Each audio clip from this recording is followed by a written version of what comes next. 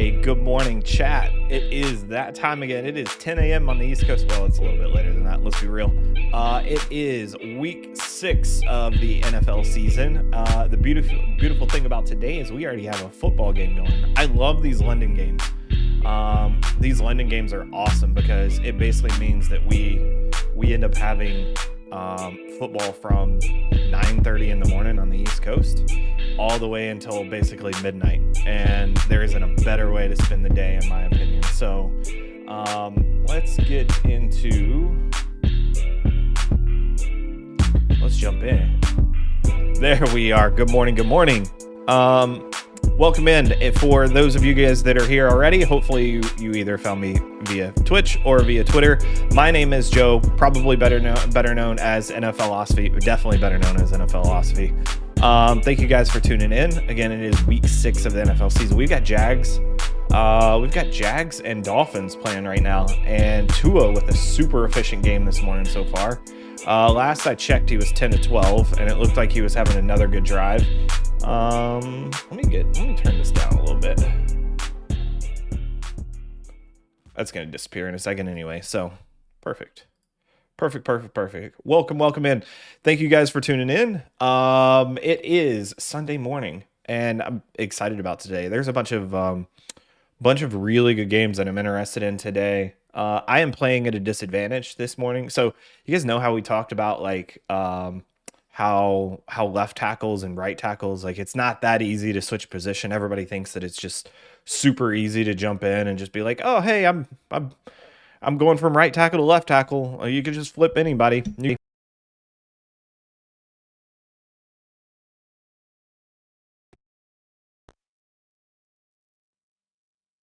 All right, are we back? All right, we're back. Sorry. That's part of the disadvantage that I'm at this morning.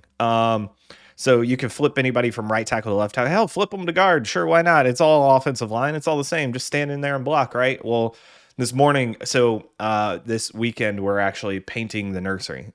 So for anybody that doesn't know, we are expecting babies due sometime in December.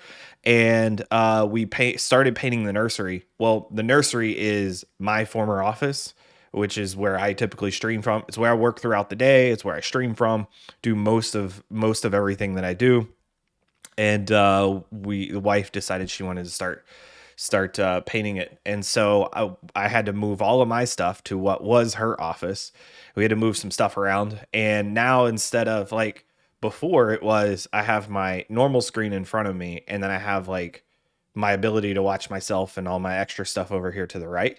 Now it's all flipped to the left, and it's really weird. I feel like I'm totally like my microphones now. I operate it with my right hand instead of my left. It's just it's gonna take some getting used to. But hey, like Penei Sewell, we'll figure it out. You leave me in there long enough, I'll get some reps in, and we'll figure it out. So appreciate you guys kind of bearing with me today. There are gonna be some mishaps. Like I already had the mic unplug once. I gotta fix that too. That's a big one. So, but yeah, is it Hall Pass? Will Ferrell's like, oh yeah, we gotta go to Home Depot. Got a nice little weekend planned. That was us this weekend. God, I feel like I'm getting old. Anyways, let's get into some football. So, first of all, let's talk about where we're at with the morning game this morning. And let's do this as well. Let me pull this guy up, get a little bit cleaner so you guys can see what's going on in the game. We'll keep track of this game as we kind of talk through everything going on. I think it's going to be done about 12:30 Eastern time. Currently it is 10-3. Did I already clean this out? Shoot. So last I checked, Mr. Tua Tagovailoa was having himself a game. He was 10-12 with like 169 at one point. Super efficient. I haven't, honestly, had so much going on this morning trying to get ready for the stream and flipping everything around that I haven't had a good amount of time to watch him and see what's going on. So let's pull up a little box score. Let's do some box score scouting of this game.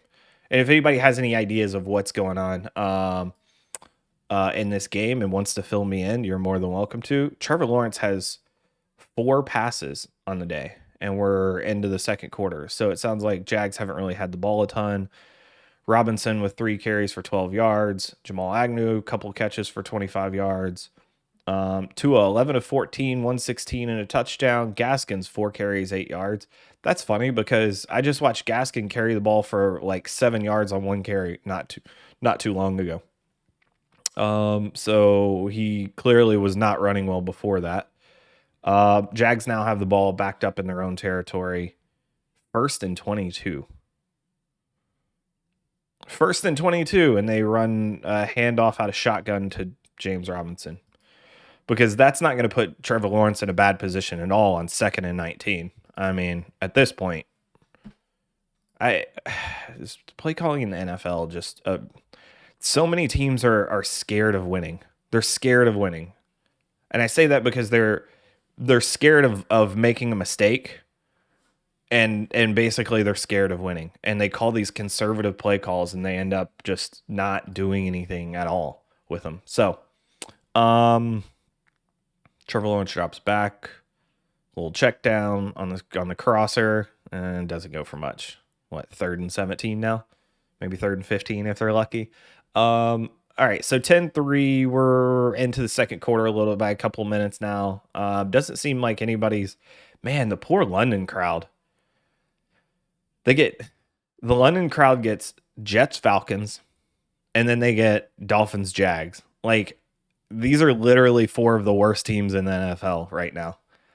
Unbelievable. Poor guys. But the thing is if we give them good games, then all the U.S. crowd goes, why are we giving them the good games? Why are they getting, I don't know, Bucks Chiefs or something like that? How dare them get Bucks Chiefs? Those games should be reserved for us. So you can't win. Can't win with anybody. Kind of like we talked about with the Bucks last week of the owners kicked John Gruden out of the Ring of Honor after, some pretty horrific emails. And then everybody basically goes, well, what about Sapp? And it's like, guy, they did the right thing. They did what they should have done. Let's let them do the right thing for once. And then, yeah, Sapp is not a terrific person by any means. And they actually inducted him into the Hall of Fame or into the Ring of Honor after all of the shady stuff came to light. So yeah, that's not a big surprise. That people went after them after something like that. So, all right. So welcome in. It is week 6. So we've gone through these games before, in a little bit, and we'll talk about the actual matchups in a little bit more depth today because we went through them very, very quickly on Thursday to try to get through them. And then we streamed, then we sidecasted the Bucks Eagles game, and we can talk about the Bucks Eagles real quick before we get on to the rest of the games. So Bucks Eagles. Let's talk about the Eagles first, and let's talk about Jalen Hurts. And I heard something this week where it was something that kind of struck a chord with me, and it was that I think it was Ryan Russillo was talking to Phil Yates, and Daniel Jeremiah. I love Daniel Jeremiah and Phil Yates.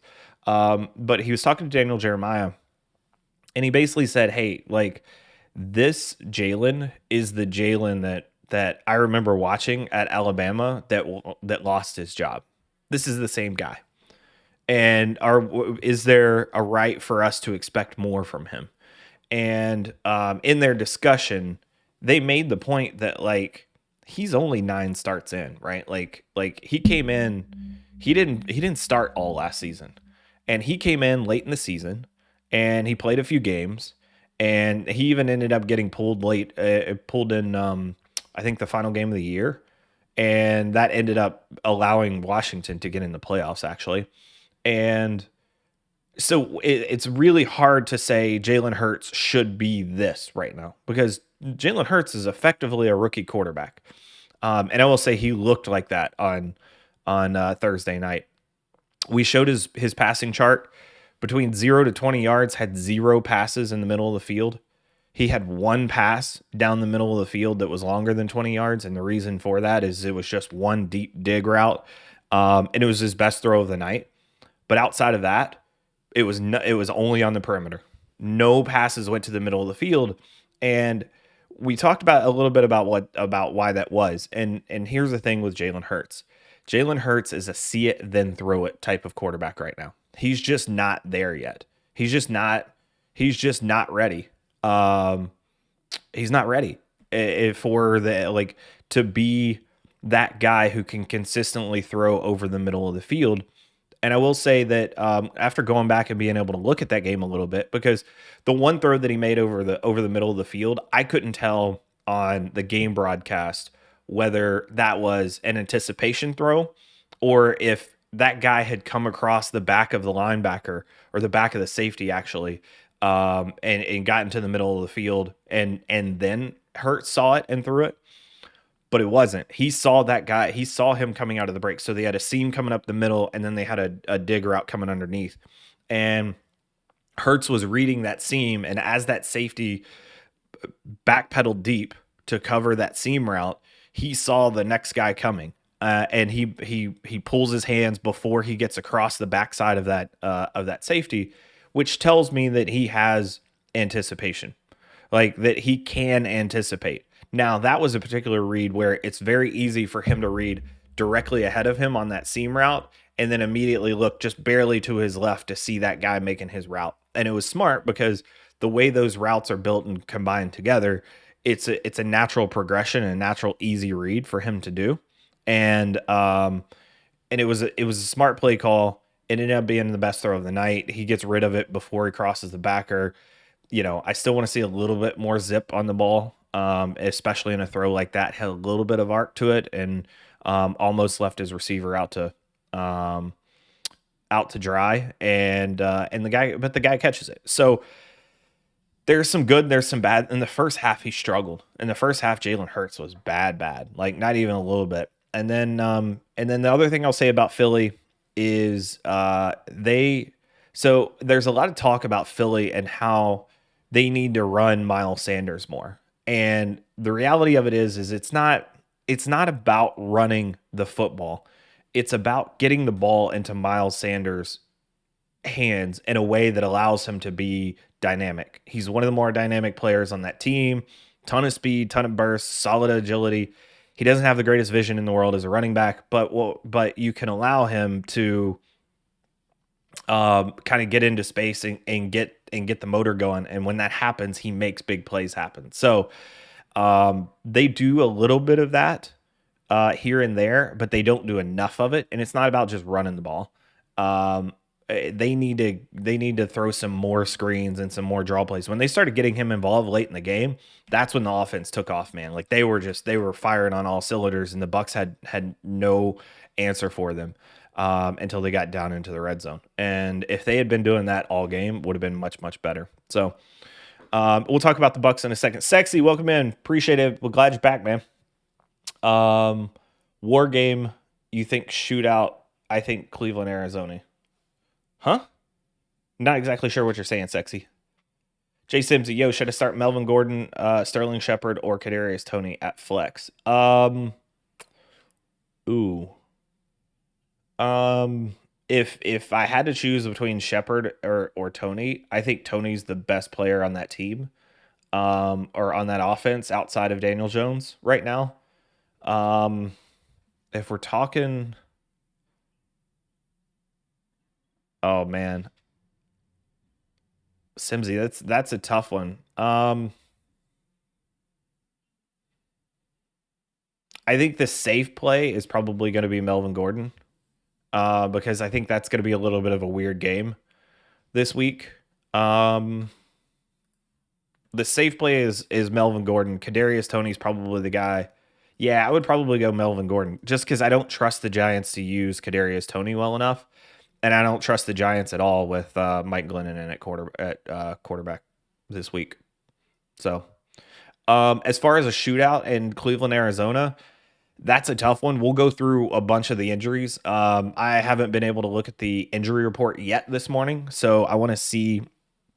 I saw some of the people who are playing and who are out. Obviously, Nick Chubb being out is a big blow to Cleveland. Beyond that, it's tough. That's going to be the Carolina. I think the most important thing is Carolina, or not Carolina, are the Cardinals being without their coaching staff this week. Um, so Daniel Jones is playing. I thought last I checked, he wasn't through concussion protocol on Thursday. That would surprise so here's the thing, Simsy. Even with Daniel Jones in there, I still don't trust the Giants coaching staff. And we've talked about it. He cleared yesterday. Wow. Okay. So he went from like the updates that I got on of him were he's probably not gonna play to now he's playing. Um Give me a second. Um let's see. Yeah, he's not even on the injury report. Wow. That just I mean, if he cleared, he cleared, right? And the NFL does a good job of making sure that independent third parties make sure that they clear. The problem is Andrew Thomas is still questionable. Um, and he's basically a game time decision. So I just don't trust the Giants. I just don't trust the Giants. Um, Yeah, I don't trust the Giants and against the Rams. This is a bad news. And here's the thing: is if Daniel Jones goes out there and gets hurt, like we've talked about how negligent the Giants have been. I started Gaskin over Waddle and Myers. Seems like I already regret that choice. Yeah, yeah. Like I said, there was one run that he had this morning, and then I looked at his stats, and he had like a 6 yard run, and then I looked at his stats, and it was like 5 carries for 7 yards, and I was like, oof. I thought that one run, I was like, oh, it looks like he's running pretty well. Apparently not. So, yep. Wow, I'm super surprised that Daniel Jones is playing and that he's not even on their injury report. That seems insane to me. But we've talked about like if there's any way that he can go, the Giants are going to play him. It's just been exactly what they've done all year, right? Like that's what they've done all year long. If Saquon Barkley if he can walk to the field, he's playing. Doesn't matter if he's actually good or not. They're putting him in the game. He's starting. Um, and it's going to be a detriment to their team. So yeah, interesting. Wow. Okay. And then finally, let's see. So finally, we'll talk about the Bucks real quick. So the Bucks on Thursday night.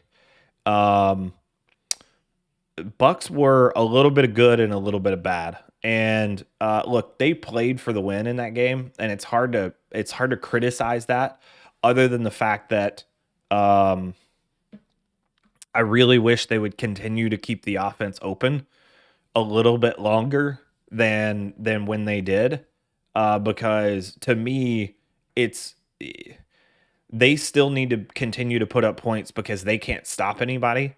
So they need to know that and continue to keep the offense going. Brady super efficient. Antonio Brown, I said it before the end of the season or before the season started. Antonio Brown might end up being the most productive wide receiver on that entire team. Like I know you've got Mike Evans, I know you got Chris Godwin, and I know you got Gronk, and Gronk's had a huge season, but of course Gronk's been hurt for the last few weeks. But whenever you look at the Bucks stats, um, he's a guy. Antonio Brown is a guy um, that Brady loves and seems to have a really strong chemistry with. And I think that that's something that is going to continue to play out as long as Antonio Brown is healthy and as long as he's not a knucklehead, right? Let's see. I'm looking right now to see what are we looking at. All right, Chris Godwin. Oh wow. So it's actually spread across the board. All right. So receptions, Chris Godwin has 34, Antonio Brown has 29, Mike Evans has 31. And then when it comes down to yards, it's 409 for Godwin, Antonio Brown is 418, and Mike Evans is 420. So they're all within 11 yards of each other. Um, Obviously, Antonio Brown the highest average out of that, and then Brown has 4 touchdowns, Evans has 4, Godwin has 2. Of course, Gronk has 4 because he had a couple 2 touchdown games. So, yeah, so they're spreading the ball around, but Antonio Brown is right there with all of those other guys, and outside of 2 yards, you could argue he's been the most productive. He also gets if you factor in So he should have, let's see. Oh, he has 1 rushing attempt for 6 yards. Does that count? So technically he's the most productive because those 6 yards bump him over Mike Evans. Um, and then Godwin actually has a rushing TD as well. So yeah. So Antonio Brown's going to be a weapon. Right? Like he's going to continue to be a weapon. And I want to see them continue to keep the offense open. I'm tired of watching Ronald Jones and Lenny Fournette run up the back. Like we talked about it on they love their first down runs. And I think part of that is just them being like wanting to run the clock and keep the clock running and not put their defense out there so much. But there's better ways to do that with that particular offense. Get Gio on the edge, Chris Godwin, Antonio Brown, and they do a little bit of that. I just want to see more of it. I just want to see more of it. Like let's you don't have to run the ball to control the clock. You can throw to the edge as an extension of the run game. And I think you're going to be much more efficient than just handing off to Ronald Jones and those type of guys. So yeah. So that's what I would say about them. That defense is going to continue to be a problem. Mass Granger, welcome in. Thank you very much. Thank you for the follow.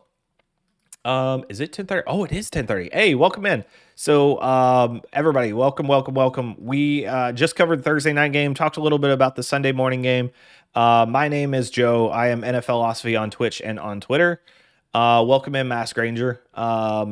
We've talked through those games. We'll get into every single matchup between now and kickoff, and we're excited to do it. So, let's actually get into Chargers Ravens. I know I've had that game up as the current game discussion, but basically, you know, that's the number one game right now as far as DraftKings is concerned. So, oh, that looked like a little bit of pass interference on Jacksonville. Got away with it. All right, so let's talk. We talked to Miami, Jacksonville. Really, the big thing about this is can Jacksonville get the run game going? It doesn't seem like they have very much. Tua starting is a big deal for them. I still don't think Tua is the guy, but I do want to see a healthy Tua get in there and play against some teams that aren't just going to demolish this offensive line for them. Because for me, if that offensive line isn't very good, it makes it very hard to evaluate a quarterback. All quarterbacks are going to have to play with bad offensive lines at some point. Problem is young guys tend to struggle more with it, and it can affect their timing later on. So hopefully that all works out for him. Let's get to an actual game. So for me, Chargers, Baltimore, this is going to be one of the games that I'm super interested in this week. The line did move to -3 for the Ravens. So it was at -2.5. We talked about it on Thursday. Lamar had the best passing game of his career, both statistically and from an execution standpoint last week. 85%, over 85%, 400 yards, first time any QB's ever done that, which is incredible. Teams have like the Ravens have showed, and Lamar has showed that if you don't get pressure on him, you're going to end up having problems defending him in the pass. He's good enough passing the ball and throwing the ball. It's going to be fine. And you're going to end up getting torched. And that's honestly, it's been the case through pretty much every game this season where a team has tried to take away the legs of a quarterback, whether that be Lamar or Kyler or any of those types. If you try to take away those and you leave the passing game open, and you don't get pressure on him, then it's going to be a major problem. There's basically nobody in the league that can cover a quarterback or that can cover long enough if you can't get pressure on the quarterback. And that's why for me, like the debate between would it be better to have a good pass rusher or a good corner? To me, I would rather have a good pass rusher because he affects everything in the secondary, not just a single player. And so for me, that's a big piece of this particular game is how do the Chargers end up getting pressure on Lamar? Now, Bosa, really good pass rusher. There's not really a whole lot else going on that particular line. So for me, it's how do they scheme up pressure? How do they keep Lamar from running while also still being able to get pressure and cover in the secondary? Chris Harris Jr. returned last week, did not look good, looked very rusty. We'll see if that changes. Was not a big fan of his game last week. But they're going to have to figure out a way to get pressure and also play kind of that that zone defense behind it. And Lamar's going to see a lot of that, right? Is because when teams play zone defense, they keep their eyes in the backfield, and it keeps Lamar from being able to scramble a little bit more. Whereas whenever it's man coverage, everybody turns their back and they're running. They're looking at their whoever it is that they're covering rather than looking at Lamar. So that's going to be a big deal for them. I talked about how they could potentially utilize Derwin James in this game. Derwin is one of the few players that may be able to run with Lamar and is a good enough tackler that in the open field, it could be a major problem for him to try to tackle Lamar. But I think he is a good enough tackler. He could actually get there and do it. It's not the perfect matchup for the Chargers, but the Chargers are good enough in so many other things that I think it's going to be fantastic for them. Um, in using Derwin there. The problem is when you take Derwin out, now all of a sudden you don't have as many people in coverage. Hollywood Brown's been big for that Baltimore offense. As long as he catches the ball, he continues to have a big game. I think they get Bateman this week. Bateman, there's a lot of people that are like, oh, when Bateman comes, like it's gonna be amazing. Look, man, like adding one more receiver to this offense right now isn't going to change the dynamic of it very much. I do think there's value in having an extra receiver like that, but right now it's the Lamar and Hollywood Brown's show, and they'll figure the rest out from there. Um, the Chargers can be run against. They've shown that in the last few weeks. They got absolutely torched by the Browns last week on the run game. They can be run against, and they also invite the run, which are two different things, but they want to allow you to run so that you don't throw as much, and they feel like that's um, a better way to go about it. I think this is a tough matchup for the Chargers. You guys know that for me, I love the Chargers. I think the Chargers are a Super Bowl caliber team. They've got the quarterback to do it. They've got a good enough offensive line. They've got enough wide receivers. Obviously, Big Mike Williams, he's a go today. I think I saw on the ticker he is a full go today. Keenan Allen is one of my favorite receivers in the NFL, can get open against just about anybody. And then they have Jared Cook in the red zone, which is big, and then obviously Austin Eckler. So Chargers all around good team, very well coached. Man crush. I have a major man crush on Brandon Staley. And I think that this is a team that could potentially go the distance this year as long as they stay healthy. I don't think they're particularly deep, which is going to be tough on them. As long as they're healthy, they've got a shot. Today is a tough matchup. I think this is the game where Baltimore pulls out their game plan that they had against the Raiders, which was blitz, blitz, blitz. Herbert's actually played pretty well against the blitz. He's a top 10 quarterback against the blitz. I do think he's going to see cover zero a good amount. And it'll be interesting to see how Wink Martindale, the defensive coordinator, ends up adjusting. Like I said on Thursday, this is an adjustment game. It's going to be like adjustment. This isn't just like one big adjustment by either team. They're going to be moves and counter moves throughout this entire game. And because of that, this is going to be a really hard one to predict just because there's no way for us to know who adjusts more and who adjusts better. But I do expect Baltimore to get after Justin Herbert today. The Chargers offensive line is pretty good except for Storm Norton. So look for them to do something creative over on that side, or maybe. And here's the thing, right? This is why it's so hard to predict these things, is because with the Ravens, they could try to get creative on the left side over the left tackle, saying, hey, we're going to get our pressure over Storm Norton. All we got to do is line up and we're going to beat him a good amount throughout the day. If we get creative over the left side, now we've got pressure on two sides. So that actually, after rethinking it, feels more like what they were going to do, because to me, I felt like originally I was like, they get creative over Storm Norton, they're going to have major problems on that right side. But I think now that I think about it, the way Wink wants to play is he wants to get pressure from everywhere. He likes it to come from all different directions and all different gaps. And based on that, they're probably going to end up, doing some creative stuff over the left side on the blind side of Herbert. Herbert, still one of my favorite quarterbacks to watch in the NFL. This is a tough game to call. It ends up being Ravens -3. So the line is actually moved towards the Ravens, which I thought this was interesting because of how well the Chargers have played. I thought that they would even going on the East Coast. It is a 1 o'clock game, and we know that Vegas odds makers like to skew towards those East Coast teams whenever it's a 1 o'clock game, and that definitely feels like it. It feels like what's happening here. There's no way I can take the Ravens at -3. I'm taking I got to take the Chargers here, and I got to take the Chargers at +3.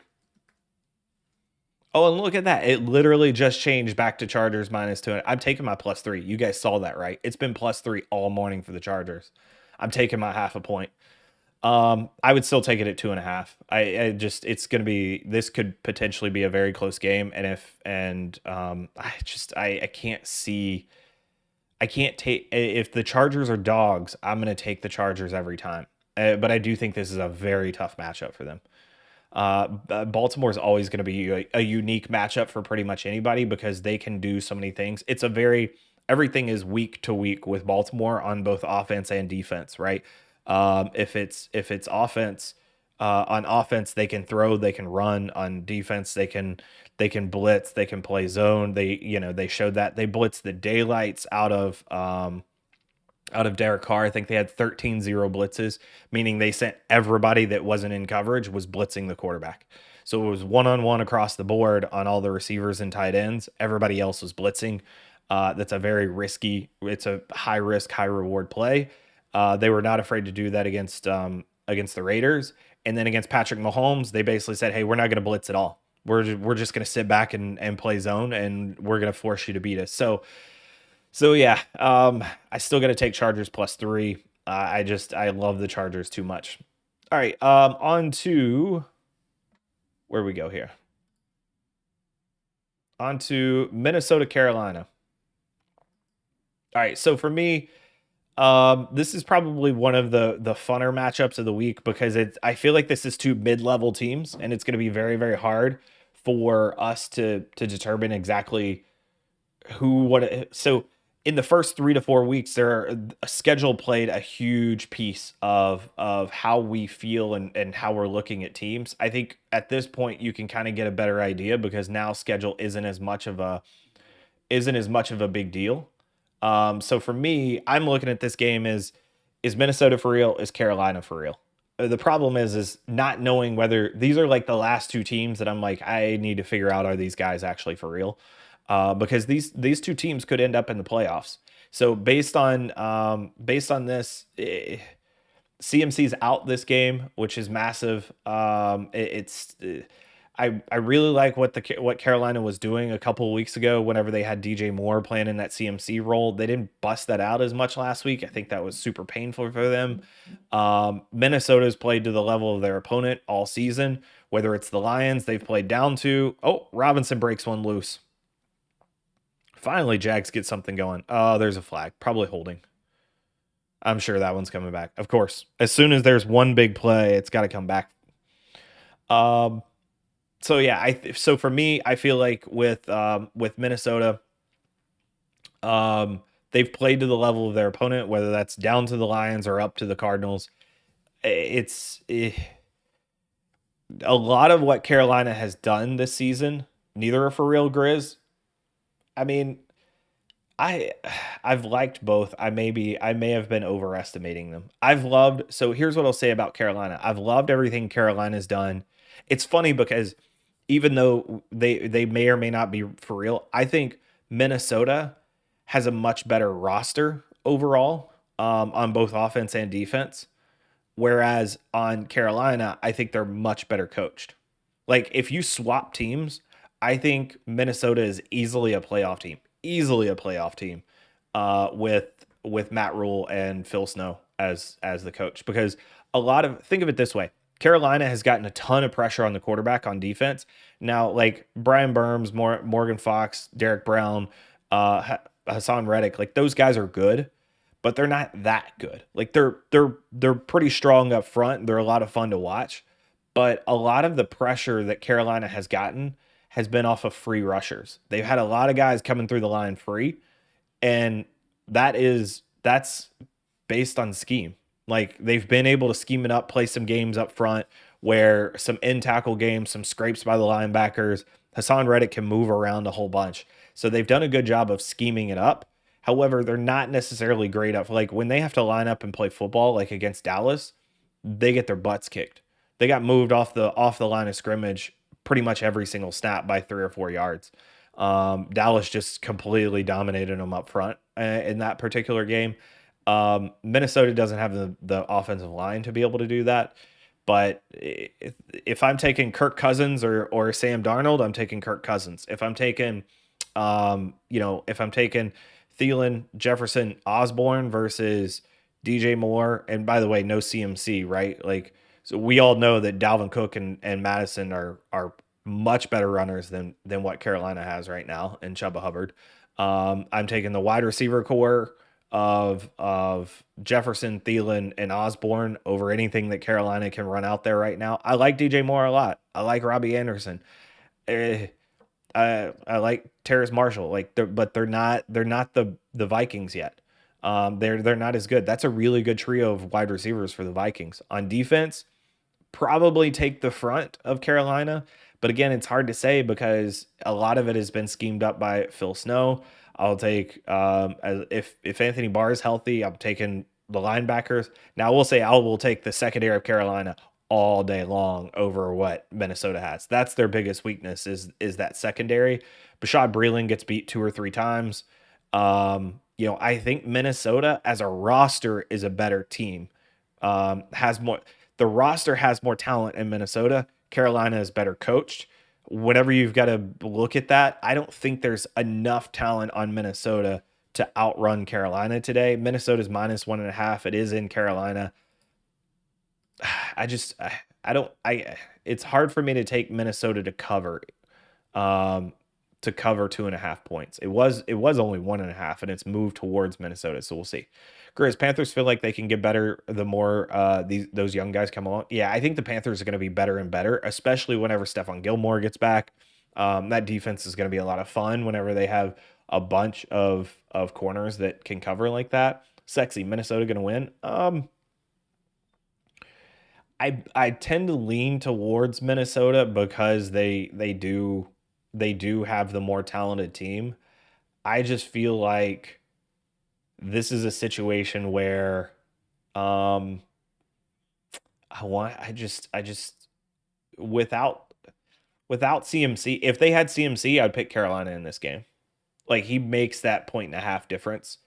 On this particular game, this is one that I didn't pick before this morning. Like, I wanted to see how everything shakes up. Let me make sure there's no questionable injuries that I'm missing. All right, let's see. No. CJ Henderson being out isn't a big deal. Shaq Thompson being out, that one stings. Yeah, I gotta go Minnesota to cover. Let me make sure there's no Vikings.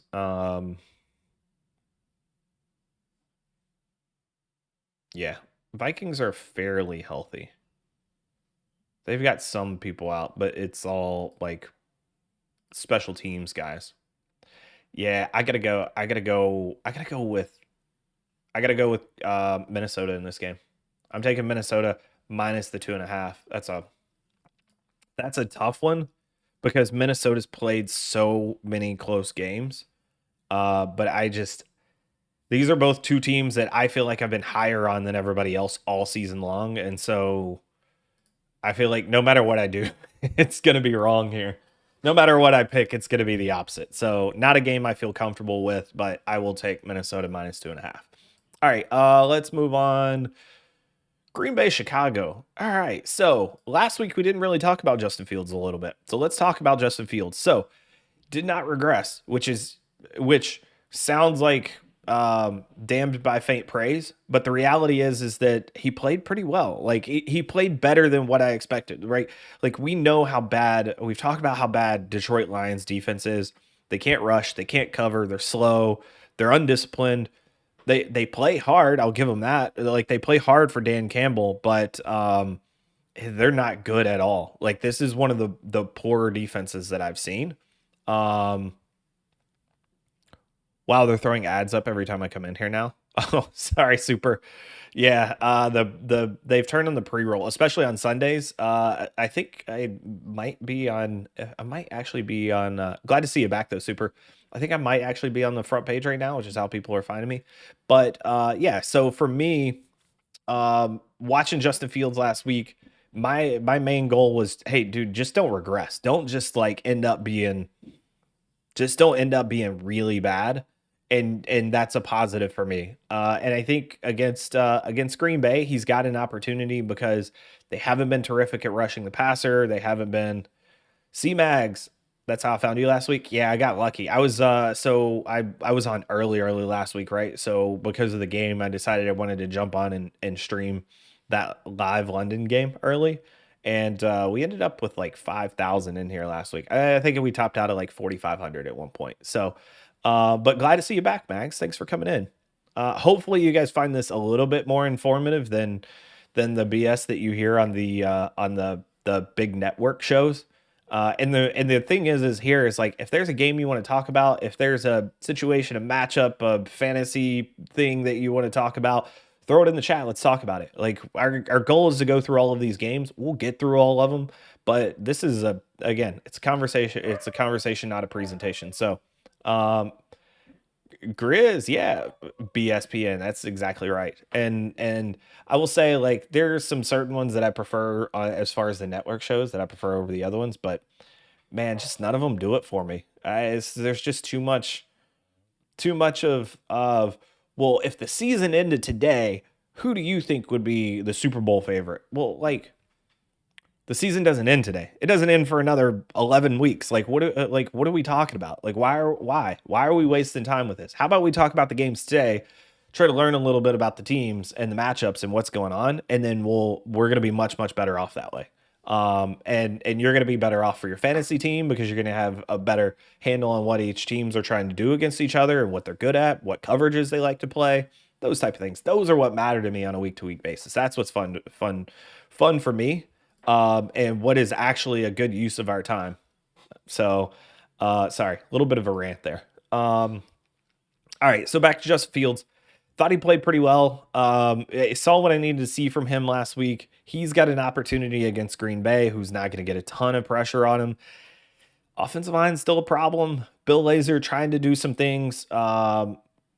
He's legit now. We were here day one. We're not quite there yet, super. We'll see. But so yeah, so Bill Lazor calling the plays has been much better for Justin Fields. Now, he's calling the same plays, just calling them in a little bit different order, and managing the down and distance better than what's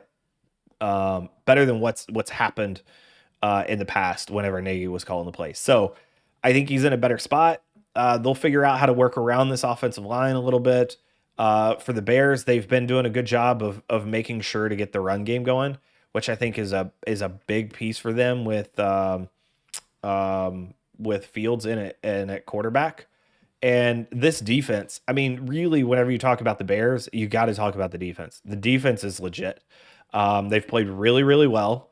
They've played really well over the last few weeks. Johnson at cornerback has been phenomenal. They do a good job of playing together. I will say that much. It's not like the Bears. It's not like they blitz a ton. They're actually one of the lower blitz rates in the league. They'll play a little bit of man, a little bit of cover two. They'll mix up coverages a little bit, and they just play really well together. Everything is schemed. Like, it's funny because the Bears are basically saying, "Hey, our front needs to be tied to our linebackers and what they're doing, and that all needs to be tied to what our secondary is doing, and that all now needs to be tied to what we need to do for the offense to make sure that Justin Fields is set up for success." The Bears are having those discussions, and a lot of that credit goes to Nagy. Like, we can talk trash about how bad Nagy was at calling plays and designing an offense and how bad Fields looked whenever he was there. We got to give Nagy some credit for stepping out of the way and saying, "Hey, I'm gonna let Bill Lazor call plays." Now he's still trying to take credit for it a little bit, so that's which is kind of shitty of him. But you definitely still have to give him credit for stepping out of the way. It's a hard thing to do to say, "Hey, you know what? it's not working with me. Let's put this team in a better position by letting somebody else do some of the work. And so everything's tied together on defense, right? Fronts, linebacker, secondary, and coverages. Green Bay is completely the opposite. Nothing is tied together. They really don't know what they want to do on defense, and that has everything to do with Joe Barry. And they can't necessarily get a good amount of pass rush going. They are a little banged up in the secondary. I'm curious to. I don't even know what. I want to see what their blitz rate is. So the Green Bay Packers have a blitz rate of they're only getting hurries on 7.9%. Total pressure rate of 24%, which isn't terrific. It's better than I thought that it would be. Blitzing on 25%, which is about middle of the pack. Yeah, that's why I feel like I haven't noticed them. Their pressure rate is bottom half of the NFL at 24.6%. They're around teams like Seattle, Tampa Bay, New Orleans, KC. So they're not getting a ton of pressure up front on defense, whether they're blitzing or not. And then beyond that, the secondary is just not very good either. So we saw that last week. Teams with strong offensive players with good talent on offense are going to be able to take advantage of the Green Bay defense, and they're not well schemed up. So that's going to make it an interesting matchup this week because the Bears can run the ball, and the Bears have a couple of decent players in Allen Robinson and Mooney at the wide receiver position. So today it feels like the Packers are with Aaron Rodgers. They're going to move the ball. The question is can the Chicago defense hold Green Bay to that 24, 27 points, and can Justin Fields get them and the run game get the Bears there? So for me, I got to look at it as Green Bay's probably going to take this game. I think they're going to cause some problems. I continue to wait for Fields to end up. Ne'er do well. Welcome in. Thank you very much for the follow. Yeah, I mean, I'm definitely leaning definitely leaning Packers to win here. Can they cover 6 points? That feels like a bit much. Anytime it gets into that 6 to 7 point range, that's always a big question mark. The thing is if you go back and look at that Cincinnati game last week, Green Bay should have won by 2 touchdowns based on opportunities that Aaron Rodgers missed, and based on Mason Crosby missing field goals that he hasn't missed in 2 years. So I'm gonna go Green Bay. I just don't know if I can get them to cover the 6 points. I do think they're that much better. Let's see. Is it true Davante Adams struggles against the Bears? I mean, I think they're gonna scheme it up. Davante Adams is gonna have. I think Davante Adams is gonna have problems today because I think Green Bay is gonna focus specifically on Davante Adams. And they're gonna say, hey, if you could beat us with Randall Cobb and all the other guys, then yeah, you deserve to win. But we're not gonna let Davante Adams beat us.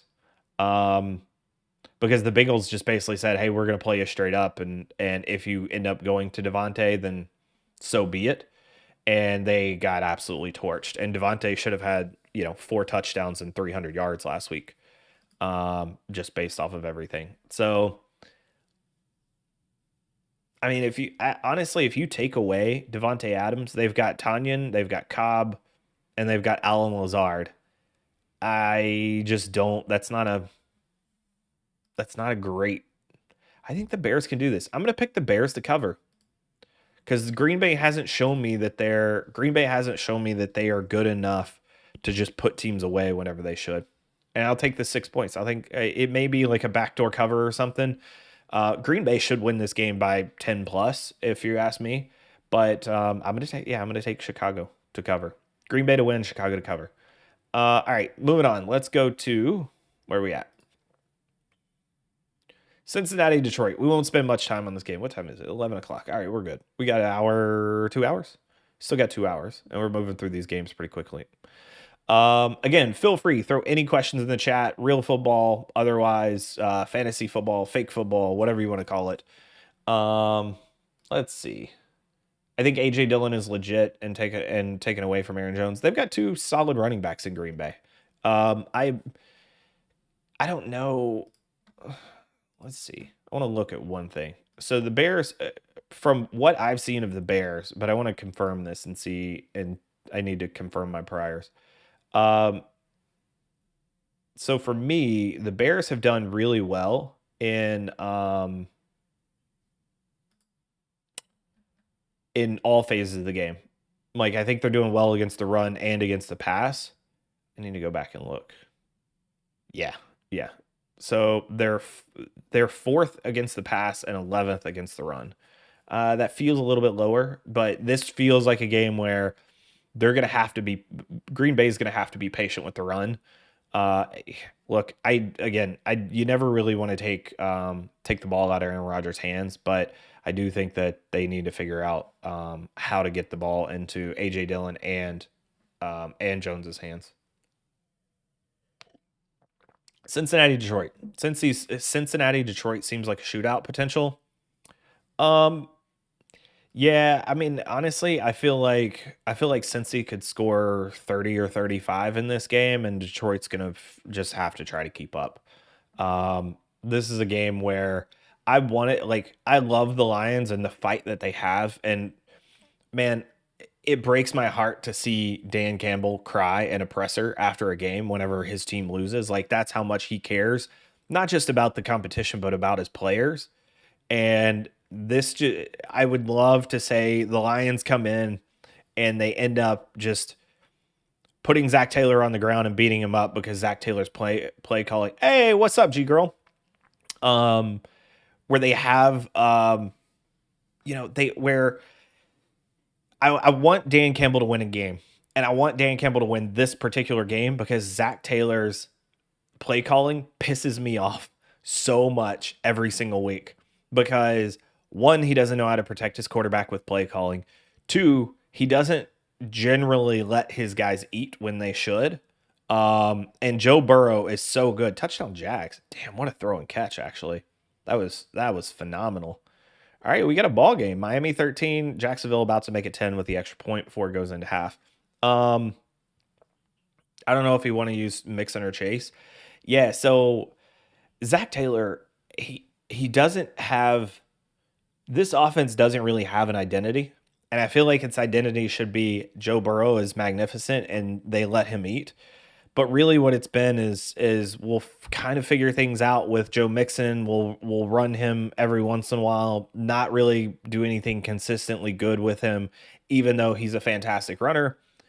And then we're going to throw a deep ball to Chase every once in a while. And outside of that, we'll use Higgins and Boyd to get first downs. But we're gonna let we're not gonna have anything consistent on offense. So for me, I can't get on board with Zach Taylor in this offense. I think the offense is so talented. They are outperforming Zach Taylor's play calling. I think he is a direct inhibitor of this offense. And then playing for 50-yard field goals is going to get you beat every time. We talked about it last week. We literally, if you guys were following on Twitter, we were literally calling every second of that game of Zach Taylor's going to play for a 50-yard field goal and they're going to miss it again, like they have before. I get it. McPherson's a great kicker, but at the same time, you play for 50 plus yard field goals, you're going to get beat. Those are hard field goals to make. How about with 30 seconds to go, you don't just get inside the 40 and then kind of kneel the ball down and just have your running back run up the middle. How about you try to get another 10 yards? I put this stat on Twitter. Basically, for every 10 yards that you move, your chance to make a field goal improves by 15 to 20%.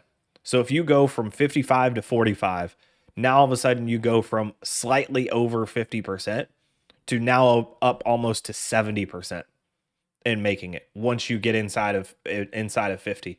And then you go another 10 yards, now you're up into the 80s and almost to the 90s in terms of making it. Like, use your time, people. And oh, by the way, when you're playing Tom Brady and you're playing Aaron Rodgers, like, you better use every second that you can because these guys are going to come back and beat you every time if you leave too much time. So when it's fourth and 3, don't kick a 56-yarder in the rain against Tom Brady. One, because it's a stupid decision to kick, and two, because you're going to leave a full minute on it. So G Girl Burl needs to spread the ball. Yeah, I think he does an okay job of it. I think they need to do a better job of calling plays that dictate him spreading the ball out. Yeah, so Uzoma looked good for a game. I read a stat this week where Cincinnati uses its tight ends less than any other team in the NFL. And if they were able to start doing that, I think that would make them a much stronger team because when you start factoring in Uzoma, how do you cover Chase, Higgins, Boyd, and Uzoma all at the same time? And this offensive line, again, it's still not good. Still not good. Boyd is literally going to be erased. What do you mean, sexy? I don't think Bro going to spread the ball. It's going to be all Jamar. Oh, erased as far as today.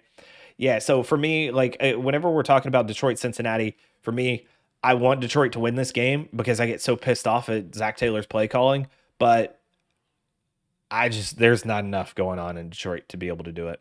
I want Dan Campbell to win it. They seem to play well to whoever their opponent is. There's just too many weapons on offense. And the Cincinnati defense isn't bad.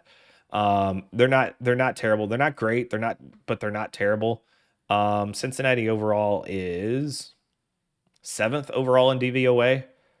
They're 12th against the pass, 7th against the run. So, yeah, like for me, this just isn't a game where Detroit is talented enough to keep up with a Cincinnati offense. So if we're looking at the spread, Cincinnati -4 feels small. I feel like this is one of the games I'm more comfortable in, even though Detroit again tends to play people very, very closely.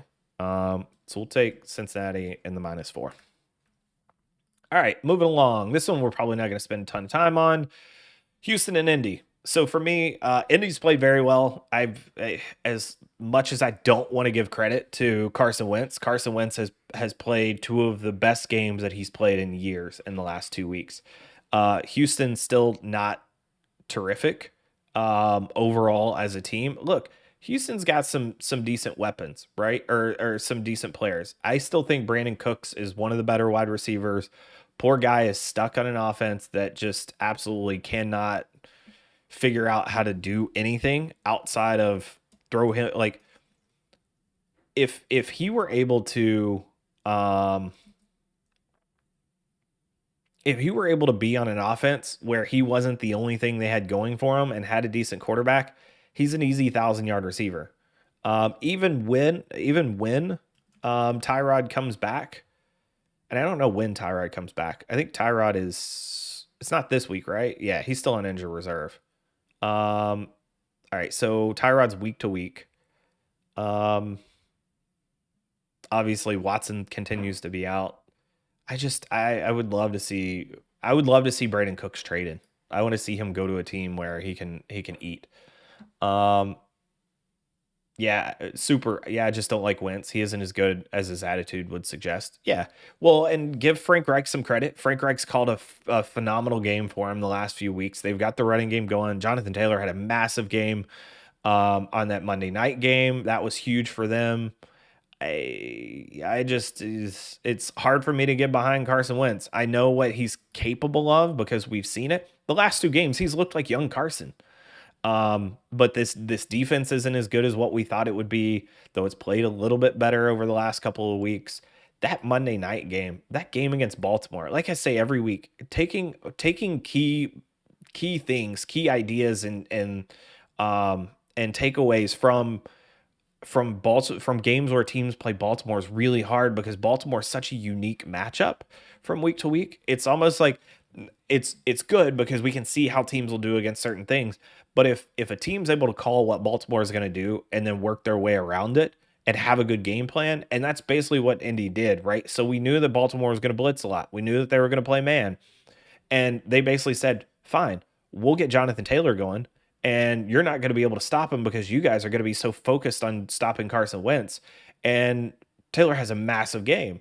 And that's a phenomenal game call by Frank Reich and that team. So very deserving of what they did that week because of the game plan that they had. From week to week, it's still going to be hard for me to pick because I just don't have a lot of faith in Indy overall, and especially don't have a lot of faith in Carson. I know we're talking about Hilton. I think Hilton coming back doesn't necessarily. It's a good idea, but it doesn't necessarily mean that like it doesn't change this offense a ton. Um, so yeah, and Indy's pretty banged up. They got a good amount of people that are either out or on IR. I just still can't continue to choose Indy. Let's see. Crash Test Carson will have a relapse into hero ball soon. He thrives off unnecessary contact.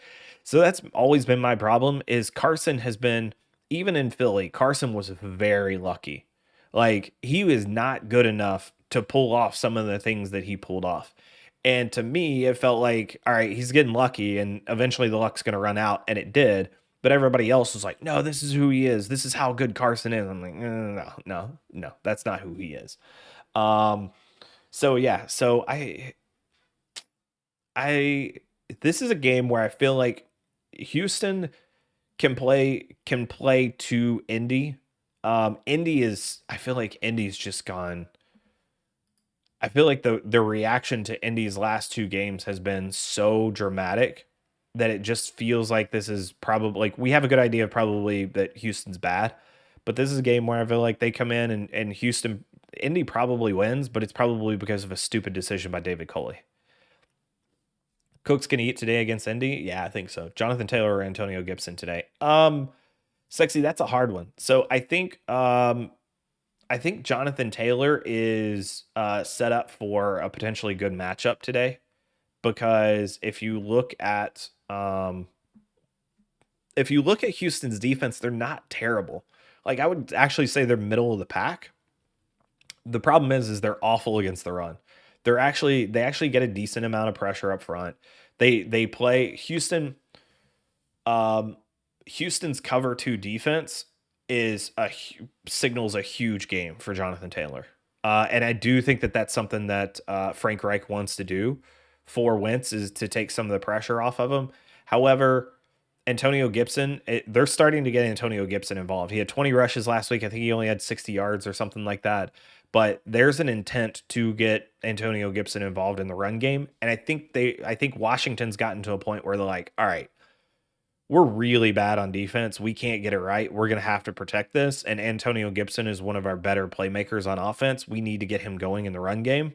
So I think Antonio Gibson is going to get those 20 carries again.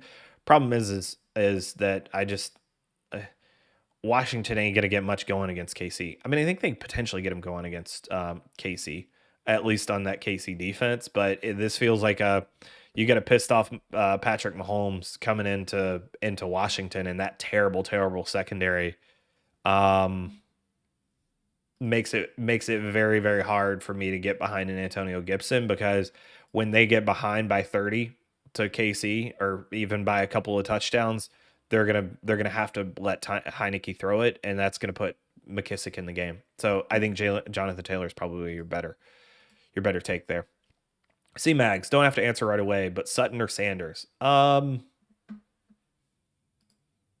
I'm gonna go Sanders. I think Sanders is a big piece of that offense going forward. He's a guy that he's a guy that I've wanted to stash in all of my fantasy leagues, and I thought I was gonna get an extra week to do it, and then all of a sudden he blew up one week, and then everybody grabbed him and snatched him up. I think Sanders is a big piece of that offense going forward. They got him for a reason. He's that go route seam deep threat that's going to stretch a defense, and Tennessee's defense is not very good right now. Um, yeah, yeah, I feel like that's an easy call to go Sanders. And Sutton is probably going to get a good dose of Casey Hayward today too. So that I think that's how I would go with that one. Um, all right, so Houston Indy, man, I'm gonna take Houston to cover the 10 points.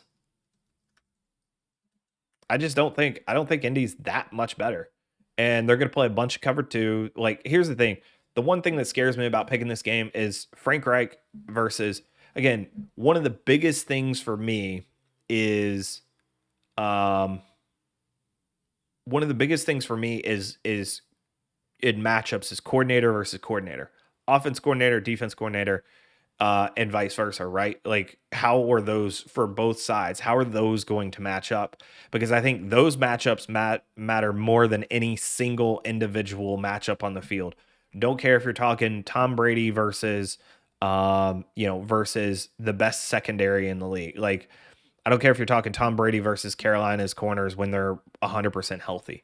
Um, or any other team like that. I just think that Tom Brady's the one person that can neutralize Tom Brady is Byron Leftwich, right? Like, if Byron Leftwich doesn't call a good game for Tom Brady, it could take Tom Brady out of the game.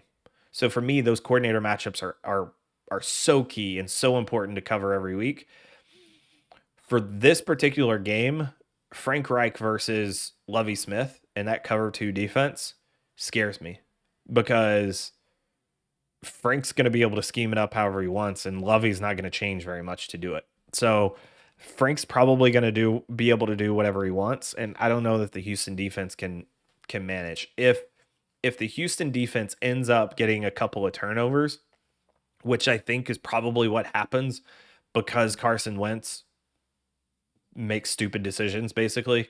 Like, let's just call it as it is. When he makes a stupid decision, Houston's probably going to get a defense because think about it. The reason that in whenever you're in cover 2, whether it's man or in zone, the reason that there's a lot of turnovers there's two very big reasons. One is that whenever you have 2 deep safeties that are always looking at wherever the ball is going to go, right? They can collapse. And in cover 2, you run to the ball. And there's usually 3 or 4 people in on every single tackle because they play from back to front, right? They play down towards the line of scrimmage. So if those short throws go in there, people collapse on the ball, and then those guys are taught to rip it out, get to the ball and get it out. And that creates a lot more fumbles, a lot more turnovers for cover 2 defenses. The second part of that is that even whenever you go to throw those crossers and those underneath routes, there's a lot of balls that can get tipped that fall off receivers' hands, and there's always 2 safeties deep. If there's an overthrow, a tip ball, whatever it is, that's likely going into the safety's hands. And there's a much higher percentage of that happening. Like, there's a logical reason for all of this stuff happening. I think Carson Wentz creates a lot of opportunity for bad things to happen. And so for me, it feels like this is a game where Houston can create a couple turnovers on offense or on defense against both the pass game and the run game potentially. And if they can do that, I think they cover the 10 easy.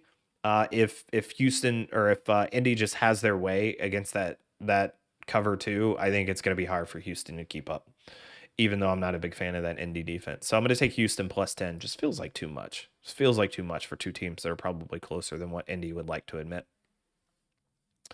All right, C-Mags just scares me with Diggs and Knox blowing up as well, and Sutton is their only guy. Well, that's the problem, is Sutton's their only guy. If like those guys aren't the number one, right? Like, Diggs and Knox aren't the number one in that particular situation. They're number 2, number 3, and not who that defense is paying attention to. So yeah. You still on Keenan Allen massively over Mike Williams today? No, I never said that I would take Keenan Allen massively over Mike Williams. I like Keenan Allen. I think he's one of the best receivers in the league. As far as a matchup goes, I think it's hard to pick Keenan Allen over Mike Williams in terms of productivity right now, because Mike Williams just nobody can cover him, it seems like. Keenan Allen probably, it depends on how Baltimore and Wink is hard to predict from week to week because he can be so multiple in how he schemes it up. But for me, Keenan Allen feels like a better man coverage type of beater. He's better at beating man coverage than Mike Williams is. Mike Williams can beat man coverage because of his size, and last week he just seemed to get like Cleveland just seemed to lose him. Like, for whatever reason, Mike Williams had 2 or 3 times when he was just completely behind the defense when nobody went within 20 yards. And I don't think that's going to happen against Baltimore. You might get a one-on-one.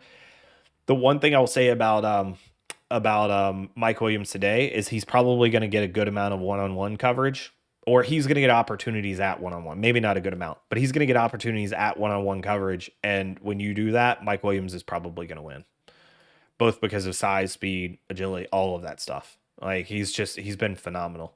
All right, let's keep it moving. How are we doing? We're 11:20. We got about an hour and a half. All right. So for anybody who is in, my name is Joe, better known as NFL Philosophy on Twitch and on Twitter. Former NFL guy, and I just love talking football. And we do this every Sunday for our pregame show, and then every Tuesday night we do our recap show, and then Thursday night we do a quick preview show, along with a little bit of side casting of Thursday night football. Thank you guys for coming in. Welcome, welcome. Please, while you're here, if you're new to the stream, drop a follow. Doesn't cost you anything. I know you guys probably hate the ads. As being part of Twitch's Sports Accelerator program, ads are a necessary thing that we have to do. But it's okay. If you subscribe, you get rid of the ads. I'm also working on getting a couple other things, some more emotes and stuff like that. And I would like to end up creating a mailing list for all of my subscribers so that they get my picks first thing on Sunday morning. You don't have to wait and sit through the stream. So you can see all of those first thing on Sunday morning. Working on figuring out how exactly that's going to work. Maybe it's through Patreon, something like that. Just need to attach your email to your name or something like that. We'll figure it out. So let's go on. So we talked Tampa Bay, Philly. Just on the Tampa Bay Philly, we'll do a quick recap since we're about halfway through. So on Tampa Bay Philly, we took Tampa Bay -6.5. That ended up being an L, simply because Nick Sirianni went for 2 instead of just kicking field goal. If he kicks that field goal when it's a 7-point difference and we end up winning, I think that was one that was deserving of a win, but we're going to take that L anyways because technically it's an L. Tampa Bay outplayed Philly that entire game. They got soft in the end and allowed Philly to come back, which is the MO of Byron Leftwich. Crossover, welcome in, brother. All right, Miami, Jacksonville going on right now. We picked Miami to cover the 3 points. I never thought Jacksonville was going to be able to get there. Tua is in at quarterback. Again, I still think Brissett is probably the better passer of the two. Tua probably better fit for a bad offensive line because Brissett holds the ball too long. I actually thought Brissett would learn to get rid of it behind this offensive line. He did not do that. Minnesota, Carolina, or no, sorry. Chargers to Ravens. This is going to be a fun matchup. Moves, counter moves, strategic chess pieces being moved around all over the field. Baltimore's going to blitz a ton. Hard for me to take anybody against the Chargers right now. I love the Chargers so much. I've got to take the Chargers in this one, especially whenever they're a 3-point dog. Let's see. Did they end up going still at 2.5? We picked them while they were 3. Like, I was literally picking them and they and it ended up changing to 2.5. So I'm taking my 3 points, damn it. Minnesota, Carolina. I'm taking Minnesota -2.5. I think both of these teams are solid, not great. I think the talent difference between Minnesota is going to outweigh the coaching advantage that Carolina has. I just think that there's too much going on with Minnesota. I think they're going to be able to run the ball, and that seems to be Carolina's bugaboo. And I don't think Sam Darnold is there yet. I do think he's getting better, but I think for them to try to have to keep up and put the game on Sam Darnold's arm is not particularly great. So I'm going to take Minnesota. Green Bay, Chicago. Taking Chicago to cover. Green Bay's defense still scares me. That offense can score on anybody, but the Bears defense is probably better than most people want to realize that hasn't watched them. I mean, this is definitely a top 10 unit. And I think they're going to focus on Devontae Adams. I think they're going to come in with a good Khalil Mack's probably going to have his way with that offensive line. Secondary is going to be probably going to play Devontae Adams very, very tight. He's going to see dual coverage all day. I think they're going to have to do Green Bay is going to have to do it either with other receivers, so Randall Cobb, Alan Lazard, um, Robert Tanyan, or through the run game. I think run game is probably where they go with that particular one, which means that one, this is probably a lower scoring game. It's only 44 and a half, which is interesting. So Vegas is saying that this is going to be kind of a tighter game. And it's always weird when they say that it's a lower score game of the week as far as a total, and then they also still have almost a full touchdown spread. So I'm going to take Chicago to cover the 6. Cincinnati, Detroit. Cincinnati just too good on offense. Detroit's not going to be able to stop them. I'm rooting for Detroit in this game because I get pissed off at Zach Taylor's play calling, and I want more criticism of what he's doing. And I think he needs to lose a game based on his play calling for him to have a moment to adjust, because right now he's getting away from it. Last week or against Green Bay should have been a wake up call. Let's see if it happens. If it does happen, Cincinnati is going to blow out Detroit by 30 points today. If it doesn't happen, Detroit's got a chance to keep this one very, very close. I wouldn't count Detroit out against anybody, but I'm going to take Cincinnati -4. Houston +10. I think that line's too big. I do think that Carson Wentz has played very well. Frank Reich has schemed it up really, really well. I just think this is a game where Houston is going to be able to move the ball around a little bit. Davis Mills looked better over the last couple of weeks. Still don't think I think those are more outliers than trends, but I do think that Houston's going to be okay in this game. And now we're on to Rams Giants. Let's get to some chat first. Sexy, what running back does KC use today? And do we think Tyreek is healthy? I mean, I think they're going to use a platoon. CEH is still the lead, I think, in that backfield. It really just depends on who they get going. KC is not afraid to go with a hot hand. It's kind of like if Kelsey's the guy, they're going to go with Kelsey. It doesn't matter what Tyreek Hill wants or thinks. They're just going to go, hey, Kelsey's the guy that's getting open. Get him the ball. Tyreek Hill's getting open. Get him the ball. If CEH gets off to a hot start, CEH is going to get the rock. I don't think, I know people want McKinnon to take over, but I just don't see it yet. Like, it's just CEH still is the guy there. Let's see. I'm looking up a couple of key stats. See if I want to rethink. Oh, I see what you're talking about. Yeah, so okay. You're right. So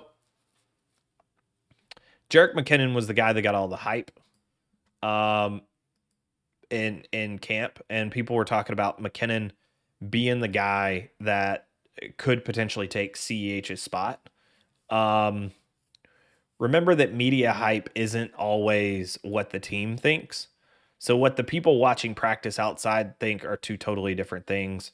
Um, because CEH is on IR, I'm still probably going Darrell Williams. I do think that McKinnon's got an opportunity. Oh, Jags take the lead.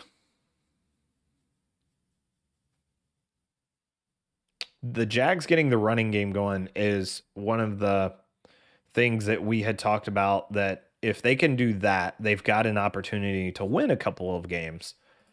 The problem is that they don't seem to have a good feel for how to do that, but they've been getting it going a little bit more. And the whole 250 thing by Urban is just stupid. I can't believe he would even say something like that. But I do like the idea of them figuring out ways to take some pressure off of Trevor Lawrence. And this Miami game was one where I thought that was potentially possible. I didn't expect Miami's offense to struggle this much, though it is Tua, so you can always do that. I'm probably gonna go I'm probably gonna go Williams for KC, by the way. Eckler is not overrated. I think he's a key piece. I think he's absolutely a key piece for the Chargers. I think he's the perfect modern NFL running back. He's agile, he's quick, he can catch, he can block. He's not a guy you want running 30 times up the middle, but he's good enough. and then they're gonna if they want to run, they can find somebody else to just pound the rock up the middle. But that's not how the Chargers want to do the run game because they understand how the run game works in the modern NFL. Yeah, crossover. That's the thing is I think there's a lot of media hype around McKinnon um that I don't think the team is there with Williams yet. All right, let's keep it moving. Let's go to Rams and Giants. Probably won't spend a ton here. Daniel Jones is playing. I was totally prepared for Mike Glennon to be the guy this week. I thought that with Mike Glennon, it's probably Rams by 20. With Daniel Jones, as long as he's healthy, like actually healthy, because he got cleared late in the week for from concussion protocol. This is still. I will say that the line was 10. Now it's down to 7.5. The Rams are just too good. Like the Rams lost to Arizona, who had a really good game plan against them. They got behind. Here's what I'll say about the Rams. With the Rams, if you force them to play from behind, they kind of tense up a little bit. They don't really seem to be as in sync whenever they get from behind. But if you allow them to do what they want to do and they need to do and they play from ahead, it's going to be really hard to beat them on any given week. And I still don't think I think the Giants have a few pieces here and there. I just still not a great fan of that coaching staff. I mean this the only way that this stays close is if the Rams feel like this is a bye week for them. So I don't know. The illest one, welcome in. Good to see you too. Thanks for coming back. Um, yeah, to me, it's just there's not a whole lot that the Giants can do here. I mean, Saquon Barkley hasn't looked good. Andrew Thomas's game time decision.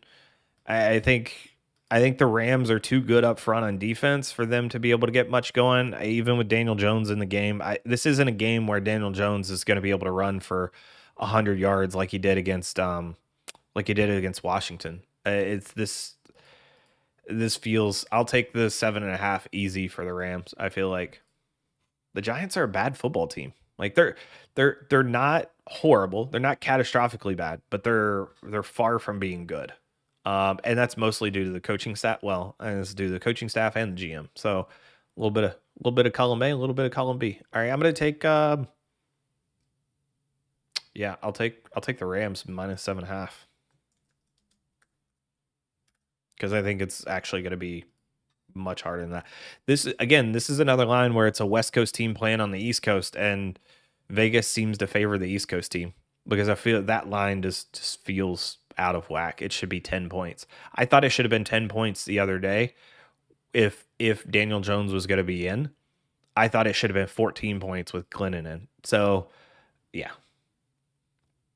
All right, let's go. Let's move on. KC Washington. So this one's a little bit of an interesting matchup. After looking at this one, um, it felt like I immediately came into this and went, wow, like the Chiefs are only favored by 6.5 against Washington. Something feels off there because this feels like a game where they should probably win by 14. However, after looking at it again, the matchups tend to make this closer than what you would probably expect from a KC Washington match, right? So for me, KC KC not great they're not great on defense at all, right? They're bad on defense. Again, they continue to play. They play for the negative plays. They need you to get a holding. They need you to get a sack, like fall behind the sticks at some point, and then they're going to play off of that, and they're going to try to create turnovers. They haven't created turnovers on defense. They've created too many turnovers on offense, and Patrick Mahomes is, his luck has been not as good as it's been in past seasons. I'm still not worried about KC. The problem is Washington has a good offensive line. That defensive line is solid, but the secondary is so bad. And that's where I think Antonio Gibson probably has a pretty big day today. Because I have seen them with a clear intent to get Antonio Gibson involved in the run game recently in the last few. And as long as he's able to go, he's listed as questionable but expected to play. As long as he's a full go, um, it stinks because Cosme's out, Scherf is out. If they had their full complement of offensive line, I think Washington could potentially keep this close, both through matchups and through good game planning. The problem is Patrick Mahomes is going to escape, and when your secondary doesn't play soundly, Tyreek Hill and Travis Kelsey, they're gonna have big games. They're gonna have very big games. I feel like this is like Patrick Mahomes coming pissed off a loss against a bad loss, right? Like this just feels like KC by potentially 30, not just 6.5. And I know that that's not like it's only a little bit of matchup talk, but for me, the emotional element of it plays a lot. But that also plays into this particular game where a secondary that can't seem to that just they everybody in the secondary is either freelancing, not talking, or if they are talking, they're talking in different languages. Like this is just it's a massacre waiting to happen, in my opinion. McCole Hardman is literally being talked about all over. What do you mean, sexy? Talked about in what way? As in as in like he's done, as in all over. I mean, they signed Josh Gordon. Um oh, so as in McCole Hardman's going to have a huge day today. Top target in fantasy. I mean, I don't I don't see how Washington covers Hill and Kelsey in this game. And if Mahomes has those guys, great. McCole Hardman could have a big game simply because, like, if he's a guy that you can pick up off the waiver wire, sure. But I still think that Hill and Kelsey are the two targets in this particular game. And then when they get ahead, when KC gets ahead, then it becomes a Darrell Williams game. So so a crossover. The problem is McCole Hardman has never been good. McCole Hardman gets open a lot. The problem is McCole Hardman doesn't often catch the ball. He turns easy catches into awful drops is what happens. I can't tell you how many, like, he's probably just off of memory, he's probably dropped 7 or 8 touchdowns in the last season. Like actual touchdowns in the end zone. Not like beat a guy and then dropped him and dropped the ball in the middle of the field after he beat the guy. I'm talking about like standing feet into the end zone and drop the ball. At least 7 or 8 times. I think McCole Hardman has value, and he fits into that team. It's just he's hard to trust, and I think that's one of the big things for Mahomes. So yeah, so I'll take KC by a lot in that game. It doesn't really matter what the actual line is.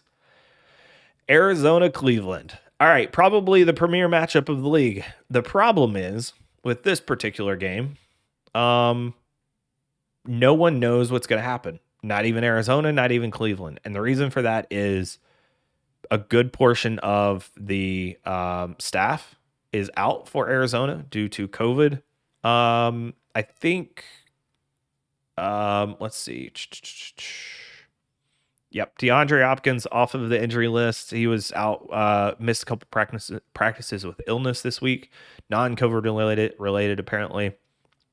Zach Allen tested COVID for positive for COVID. Rodney Hudson's out. Tanner Vallejo's out. Chandler Jones is out. That's probably the biggest one. Max Williams obviously went to IR. And then Cliff Kingsbury is not going to be coaching. So how does this game turn out when it's Kyler out there by himself? So Vance Joseph, the way it's happening is they're apparently splitting a lot of the head coaching duties. So Vance Joseph, defense coordinator, kind of taking over like the media aspect of everything. The assistant head coach is taking over like the operational aspects because that's what he was doing before. The run game coordinator is the one that's going to be taking over like the offensive play calling. Supposedly Cliff is going to script as much of the game as possible. So basically, the first 2 quarters, it feels like, are going to be, he's going to have some very detailed notes on what to do in different situations. I would love to see this, by the way. Like, that he's putting all of this down and teaching it, and it's probably all in writing somewhere. Like, I would love for somebody to get their hands on it, and go after it. So, and review that, because I would love to see what he's telling his team about how to play Cleveland, and what their matchup advantages are, and things like that. So it seems like a lot of the guys that were for Arizona that were questionable have already been called out. The ones that are still questionable are probably going to play. Marco Wilson is questionable. Cornerback or backup cornerback Byron Murphy Jr. Starting cornerback is questionable as well. So one of those 2 guys needs to play. I would expect at least one of them, if not both of them, to play. It looks like they're a 50-50 shot. Jordan Hicks, who I think has played pretty well this season at linebacker, listed as questionable. I think I saw a report where he might not go. And then Chase Edmonds is expected to play. So they've got pretty much their full complement of offensive weapons, which is going to be great. And then they've got Kyler, who does a good amount of changes and additions at the line. How this game goes on offense for Arizona is going to be interesting to watch. I would love to be like, anybody that tells you they know what's going to happen in this game at this point on offense for Arizona, other than that Arizona staff, you probably shouldn't listen to them, because it feels like a game where Kyler probably takes over at the line of scrimmage. Thoughts on Demetric Felton in passing game as a slot receiver and running back for Cleveland? So Felton's going to get his rips today. They love that 2 running back system, and that's a perfect transition. So with Nick Chubb out, that removes a good amount of how dynamic this offense can be, because Chubb can score from anywhere on the field. Hunt can too, just not to the degree. Is Conklin? Let's see. Treader just listed as questionable, probably a go. Conklin is questionable. I haven't seen any updates on Conklin yet. Let's see. I actually want to look this up, because Conklin playing or not is, if he's getting an MRI and on Wednesday, it's probably not good. But I do think that Demetric Felton, if you're playing him as like a flex or something sexy, it's probably going to be fine. They're not just going to run the daylights out of Kareem Hunt. Let's see. So Conklin not expected to play. Jedrick Willis not expected to play. Everybody else is expected to go. Myles Garrett, Jadeveon Clowney, Denzel Ward, all should be good to go. I think simply because we've seen some severely negative impacts whenever coaches are out with COVID and players are out with COVID. Bad things happen for those teams. We saw it with New Orleans, I think, in week 2. They got whipped pretty good by the Panthers. It's going to be hard for me not to take Cleveland in this game. The line moved from 2.5 to 3 to 3.5 this week. The other thing about this is the matchup problem with Cleveland's run game versus Arizona's poor gap discipline. Now, we thought this was going to show up bigger against San Francisco for Arizona. It didn't show up. But San Francisco really couldn't throw the ball very well either. So I've got to take Cleveland in this game, because I thought that they would have a good chance at success of running the ball. Plus, I just don't. I think Cleveland's healthier than Arizona is right now. So yeah, I don't feel good about it, and I continue to underestimate Arizona simply because Kyler and the defense plays on the edge of positive luck. When that positive luck changes for whatever game that it is, and it changed for Minnesota all the way up until Minnesota missed a short field goal. Arizona shouldn't be undefeated right now. Let's just say it like that. Minnesota should have beat them. I think this is a tough matchup. I think Cleveland's one of the better teams in the NFL. They've had some tough games against some good opponents. I got to take Cleveland. I just think, honestly, I think Cleveland's better. to be completely honest. And I think without a coaching staff and without a good amount of players, especially Chandler Jones, going to be a pain. And Myles Garrett is one of the few defensive ends in the NFL that can actually chase down Kyler Murray. And I don't think Cleveland's going to get into a crazy game of like, let's just let him run around and do whatever he wants. Husky Also Games, welcome in. Thank you very much for the follow. Really appreciate it. For anybody that's here that doesn't know, maybe you found me on the front page, just happen along. My name is Joe. I am NFL Philosophy on Twitch and on Twitter. I am a former NFL guy, and now I stream on Sundays and play around on Twitch and love to have conversations about football. So really super excited that you guys are here, want to hang out with me. Hopefully you find this more entertaining, maybe not more entertaining, but at least more informative than what the big networks put on for pregame shows. So thank you guys for coming in. Thank you guys for hanging out. Iso, welcome in. Thoughts on the Raiders? So that's going to be, I think that's the next game. What a lead in, Iso. What a perfect time. Do you believe Tyreek is banged up? I mean, I think Tyreek is always banged up, but he always plays through. Sexy. Yeah, I think until he's actually sitting down on the bench. Beat writers claiming Hardman workload will be increased due from Tyreek. I don't know. Let's see. So I'm gonna get to the Raiders next. That's gonna be our next game. But I wanna look up Sexy's comments here. Sexy spent some good time with us, so I want to make sure. And he's had a tough week so far because he's an Eagles fan. So we don't hold that against him. Everybody makes bad choices in life. His just happens to be a fan of the Eagles. So stop. Sorry, brother. Got to get in my shots while I can. You guys played a good second half. I will say that. I was surprised by how well you guys hung in there. Mecole Hardman stats versus Buffalo. He had 12 targets. Hardman did against Buffalo. I didn't realize that. Yeah, all the Mecole Hardman things are all about fantasy stuff. I mean, here's the thing: is like, is it Mecole Hardman, or is it Josh Gordon?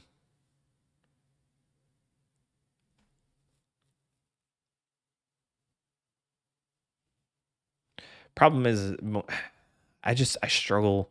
Mecole Hardman is one of those guys that sometimes he's going to be, sometimes he's going to drop 25 points for you, and then other weeks he's going to drop -2, like literally -2, because he'll have a catch, he'll on a smoke route, and he'll end up getting tackled and fumble the ball. So I don't know. Vacated targets aren't a thing. Yeah, I just don't know. I can't. I mean, it's hard for me. Sexy, you seem stuck on Mecole Hardman. I would say if you're feeling it, go for it. It could potentially be one of those games. I just and here's the other thing is if Tyreek is banged up at all, if they end up getting up by 2 or 3 touchdowns, they may start to give him less of a workload throughout the day. He is active. I think if they could, if they could get away without playing him, then they would. And if he's active, then he's probably worth it. They're not going to put Tyreek Hill in a bad position while they're playing Washington football team. They're not going to risk him going in and potentially re-injuring something. They're not negligent about their players like the way that the Giants are. So for me, I think if he's playing, he's probably going to be a part of the game plan. The beat writers are typically pretty spot on about a lot of these things, but that's one of those where if they're saying this out loud, if they're dropping hints about it, that feels to me more like that makes my spidey sense tingle and believes it. If they're saying it out loud and all in unison, I'm not really sure. I'm not really sure that's something that I believe, because beat writers don't typically drop competitive information like that. So we'll see.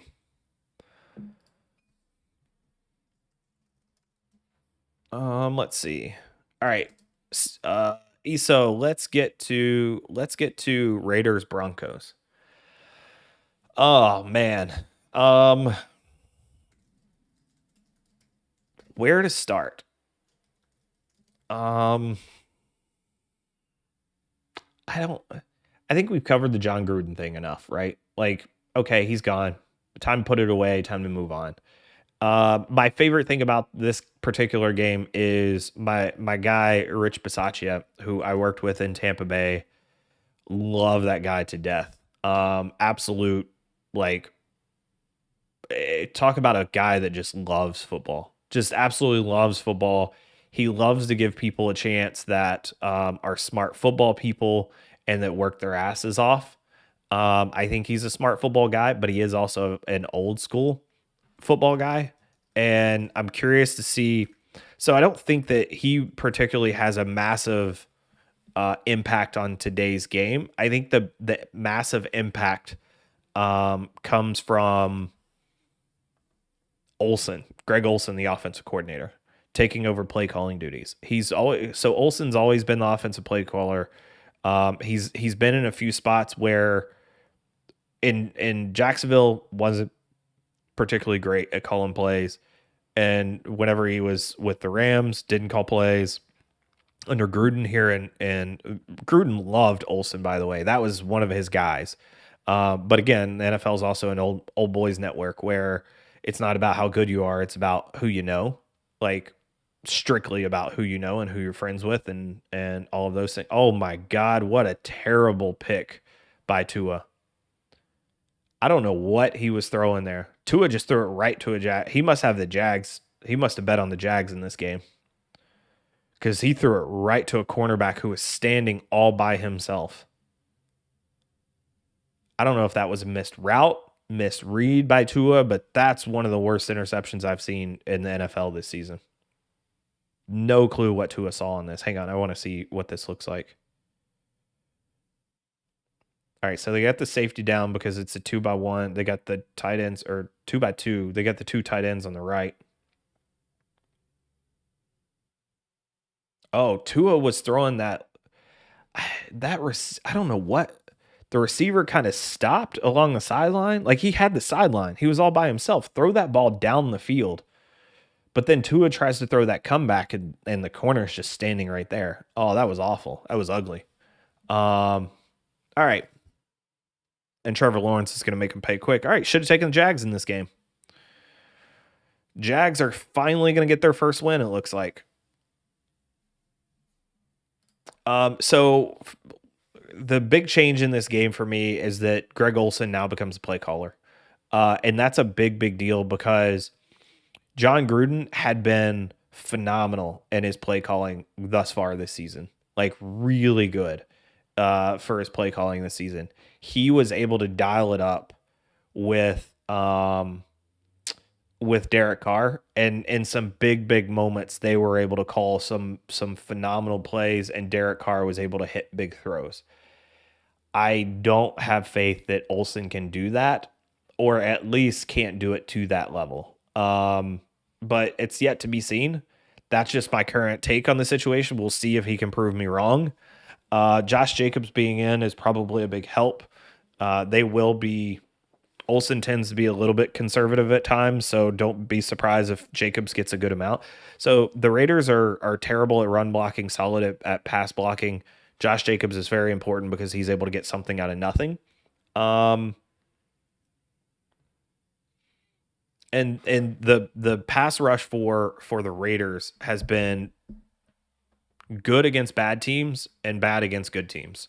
Um, when they face teams with solid offensive lines, the pass rush just doesn't get home. And I think that in this particular situation, I think Denver's O line is going to be good enough, and Teddy's going to be smart enough with the football. Now, the problem that I have with this game is that Denver continues to struggle without having its full complement of wide receivers. Without Judy, without Hamler, um, it makes it very hard on Teddy. And he still played well. This feels like potentially a Noah Fant type of game to me. Um, until they're able to really get those wide receivers going. And at some point, so Melvin Gordon is expected to play. At some point, Williams is going to take over that job if he hasn't already. I mean, I think it's been a split timeshare. If I go back and I'm curious as if I go back and look at, I feel like over the last few weeks, Williams continues to get more and more. Williams continues to get more and more snaps. And I think it's probably 50-50 if we're looking at the snaps right now, or at least the totes. Let's see. Rushing. No, Melvin Gordon actually by a good amount. So, Melvin Gordon 60 snaps, rushing attempts. Javonte Williams 54, 4.6 and 4.7 a carry. So Melvin's running for 4.7 a carry. Williams is 4.6. I feel like at some point Williams is going to take over. Tony out, Hilton out. Ooh, really? If Tony's out, that's super bad for the Giants. We are at inactives right now. Let's jump in. Let's see if we can grab some of the inactives. See what's going on.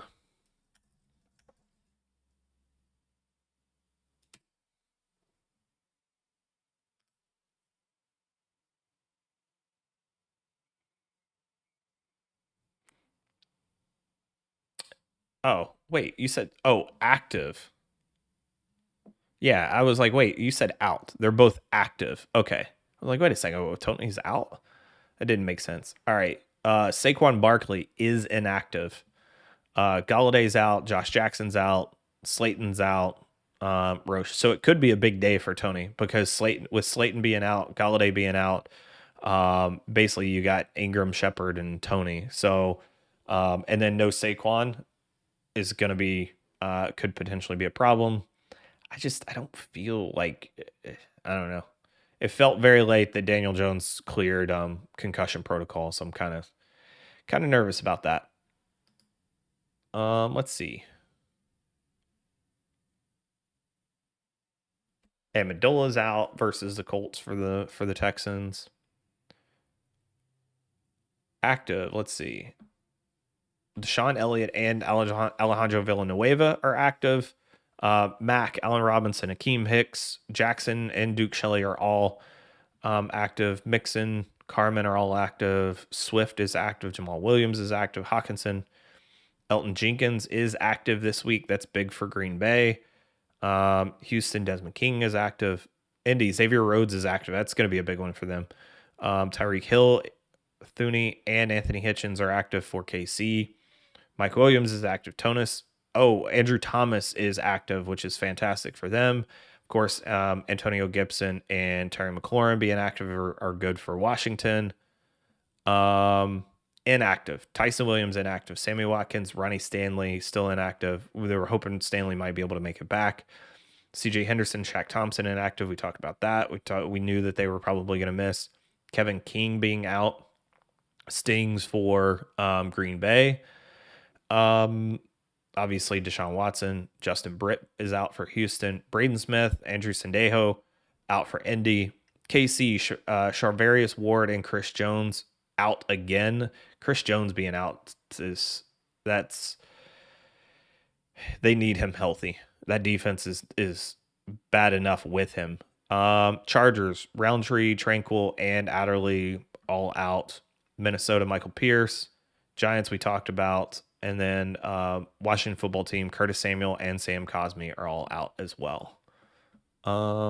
Anybody else we are missing? Phil Hoskins being out for Carolina. Obviously, CMC's out because he's on injured reserve.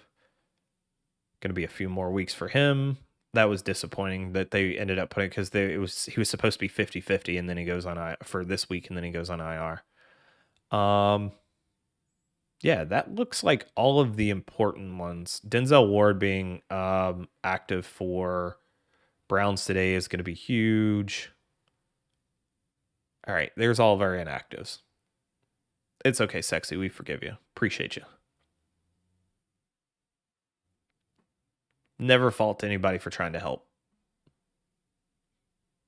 All right, cool. Cool. Looks like everybody there.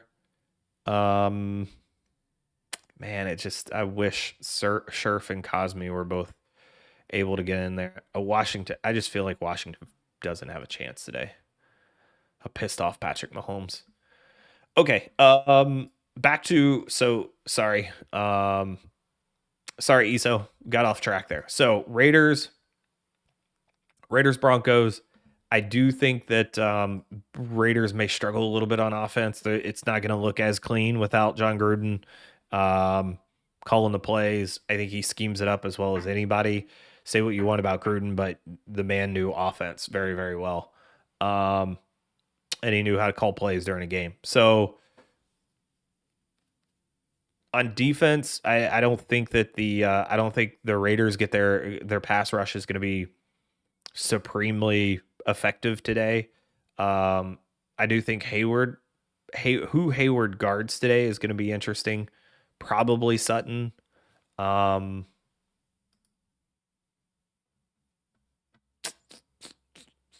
like Broncos in this game. I'm just curious if they can cover that 4.5. Because I have questions about both of these teams going forward, if I'm being honest.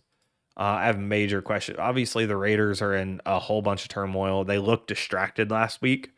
They could come in and look distracted again this week, or they could come in and be like, hey, we're glad we got that out of the way. Let's just focus on football. I think I want to lean for the Raiders to cover here. I feel like 4.5 is a bit of an overreaction. Has it been 4.5 all week?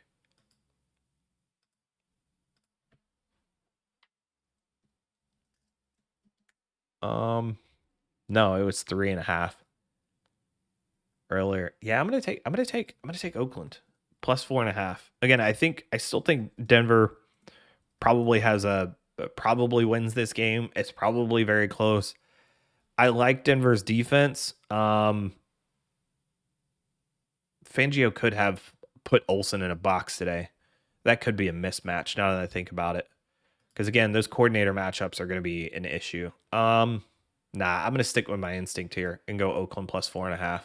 I think they cover. I think there's a potential. It's a interdivision matchup. I think that's probably a pretty close game, I would think. All right. Yeah, let's do that. And then we took Browns -3.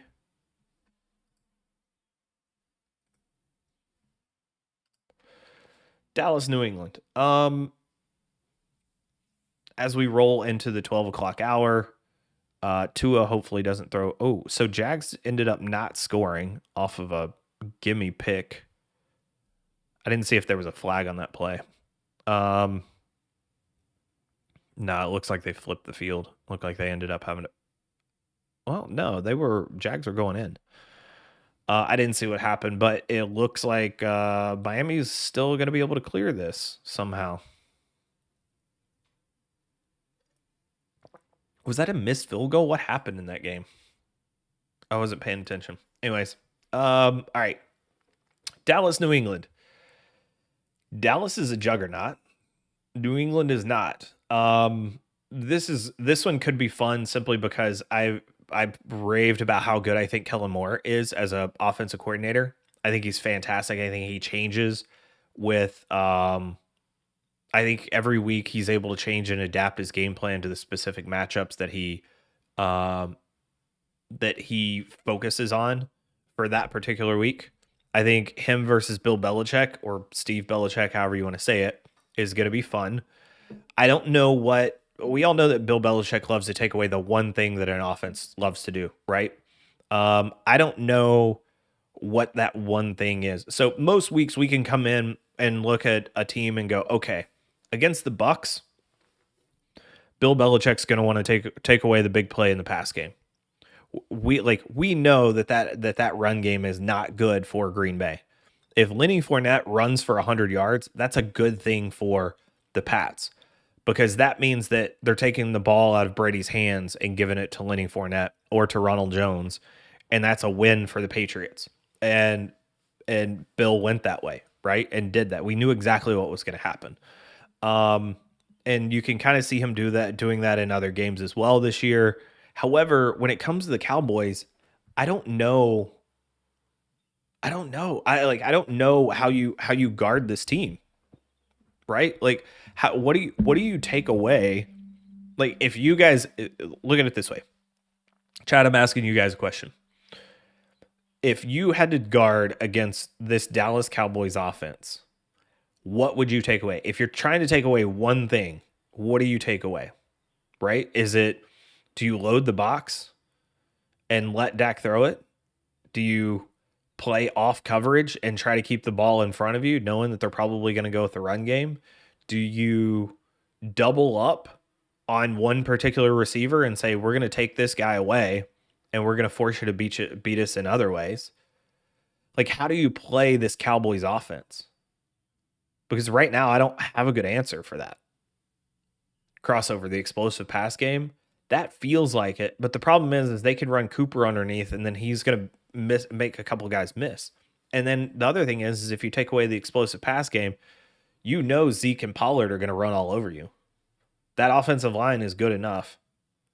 And this Patriots defense isn't very good. Matt Judon's pretty good. Matt Judon's a good football player. I like Judon a lot. The secondary is not particularly great.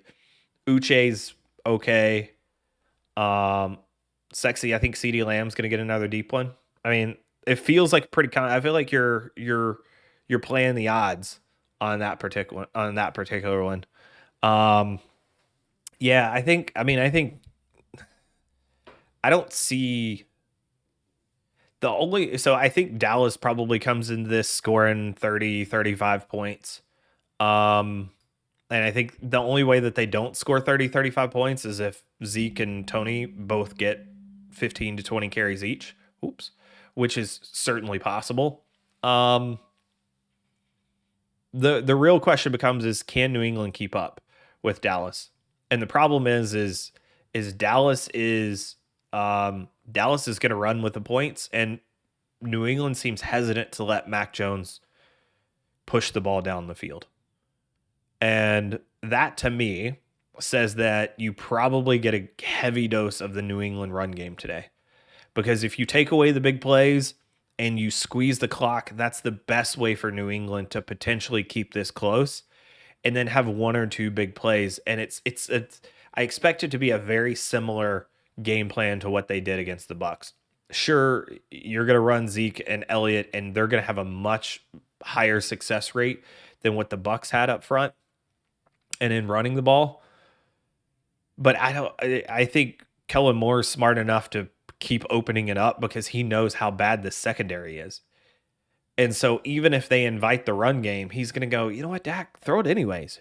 Who gives a damn? We're not playing into this. I think Kellen Moore is smarter than Byron Leftwich is in that regard. Plus, obviously, the weather is going to be a big factor. Ooh, I haven't checked the weather for a lot of these games. Somebody told me that there was potential for high winds in Cleveland today.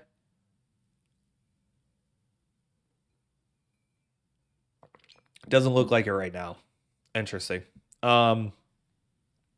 In New England, I want to see. Let's do weather for Boston. We're just picking major cities. 60 degrees, 13 mile per hour winds. Yeah. So this is going to be a game where they're going to be pushing the run game. Who was it? If you were looking for like a fantasy sleeper today, like, hey, like I'm out of, there's no running backs available in my league, like none that I know of that could potentially have a huge game today. If you're in desperate need of a running back, go grab Ramondre Stevenson and throw him in your flex spot. or in your extra running back. Maybe you got somebody on bye and you absolutely need it. Um, that's because I feel like this is the type of game where they try to run it 40 times. Like I feel like New England, as long as the game flow doesn't dictate that they end up needing to throw it a ton to try to keep pace, they may try to run the ball 40 times today. They'll crack 30. Honestly, force Dallas into long 10, 11 play drives, force them to play discipline, dink and dunk, and run the ball. I mean, that's fine. The problem is CeeDee Lamb and Amari Cooper can absolutely do that. They've been able to. One of my fascinating things with Kellen Moore the last few weeks is how well he's done. He's done at scheming the tight ends open. Like Jarwin and Schultz are not particularly great tight ends, but somehow they're running alone all by themselves in the last 3 to 4 weeks. And it's just a consistent thing that shows up over and over and over again on film. So for me, how they end up scheming up this particular game to get those guys open, because they'll get chunk plays. Like New England can play off and they can try to not get big plays, but you saw with the Bucks, they were still able to get some. Antonio Brown dropped that third, I think it was like 3rd and 14 or something like that. There was Brady threw a laser into the end zone and Brown probably could have come up. It would have been a tough catch, but he couldn't come up with it. So it's not like Dallas, it's not like them playing that doesn't mean that Dallas isn't going to have their opportunities. They absolutely are. Plus, Dallas is going to be able to throw a 7-yard in route, and Cooper and Lamb and the tight ends who are going to be wide open are going to be able to um, they're going to have space to run after the catch. And so you can keep it in front of you all you want, but they're still going to get chunk plays of 10, 15 yards at a time. They're just going to do it in smart ways, and they're going to be able to run the ball. But to me, this feels like a game where New England doesn't want Mac Jones throwing the ball very much. And if he does throw it, it's going to be like smoke route screens, dump offs, swing routes, like even less in terms of pushing the ball down the field than what he typically does. So that's kind of how I see it. What else? What else about this game sticks out? I'm sure they won't stop him because Dak, Zeke, Pollard are too good, but that would be my answer. Yeah, the crossover. I think you're spot on. I still think Dallas is going to be too good on offense. My question is does Kellen Moore play into it like Leftwich did, or does and the other thing is it's not just Kellen Moore, right? It's also Dak, because Dak has a lot of freedom at the line of scrimmage to change whatever play. He's allowed to go to the line of scrimmage, see what the defense has given him, and then change the play call. Now, typically it goes from run to pass, but Trevor Lawrence makes a great 3rd down pass and then damn near throws an interception on 1st down. Like, so close. That was a bad idea by him. Dark and Maul, thank you very much for the follow. Appreciate it. Welcome in. Yeah, I'm curious as if Kellen falls into the trap or not. He seems smart enough to not do that, and I think he's going to know. But also, Dak's got to not fall into that trap too, right? Like, and then the other thing is we talked about this. If Dak ends up throwing the ball away a couple of times, that can be painful because he does have 2 or 3 throws that he's been lucky that they fall harmlessly to the ground, but they're like, where were you going with that ball, or what were you thinking? And he ends up getting lucky. Hunter Henry, literally only player for New England. Sexy. Yeah, this could be a Jonnu Smith type of game too. I think those two are going to play a big part in today's game because I think they're going to run some play action. Look for New England's. So just like New England did against the Bucks, they're going to take shot plays off of flea flicker, end around, like running back passes, those type of things. They're gonna have at least one, if not 2, of those weird trick plays that they're going to try to get a big play against Dallas. They're not going to be able to block Micah Parsons today. They're going to have a problem with that. Their front line has been awful against the pass rush. So again, they're going to have to scheme around that. I think that's another reason why they go to the run game. I would actually take the under in this. 50 feels like a lot for a game where both teams are going to run a good amount. The question is can Dallas get big chunk plays in the run game? So either way, I think I got to take Dallas -3. I just think they're good enough to not fall in the trap.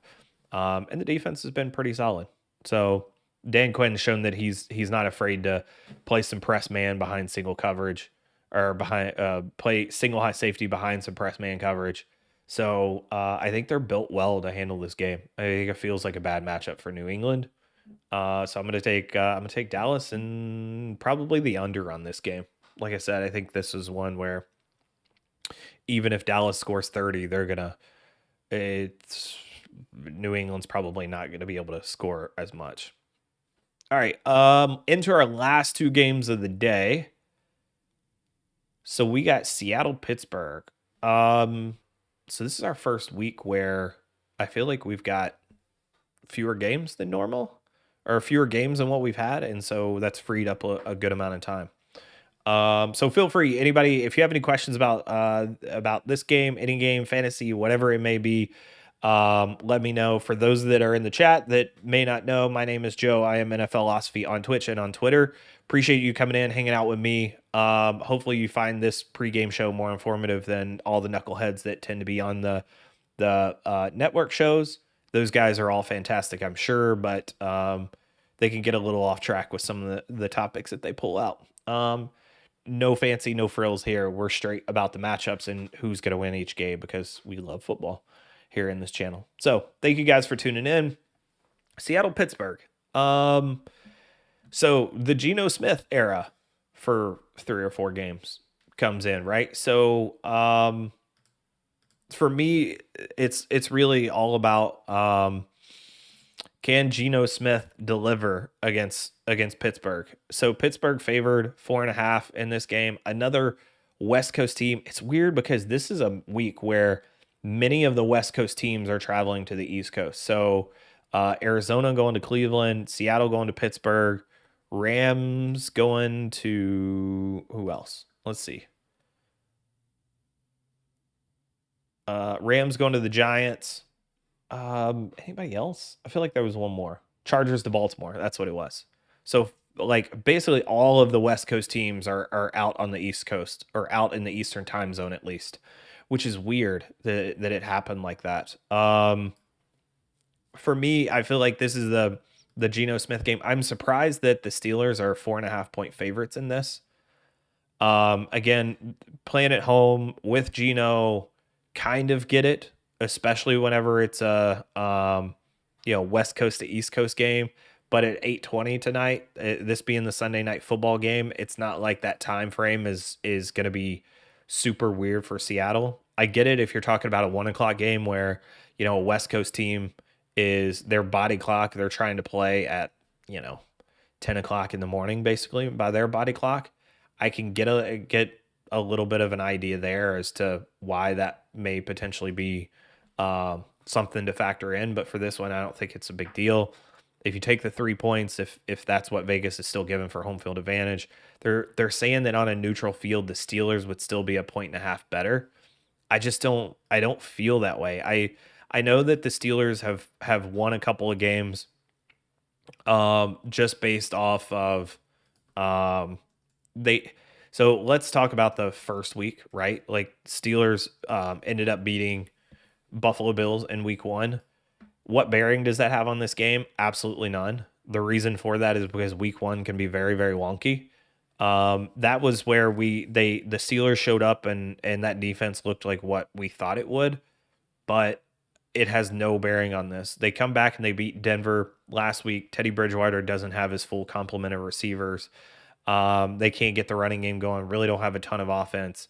And then Claypool ends up with 130 yards. Like last week was Najee Harris had a big game. Last week was the perfect game for the Steelers. My question is can they do that every week? Now against Seattle, it's possible. They should be able to run the ball a little bit. They should be able to get the ball to Claypool a good amount.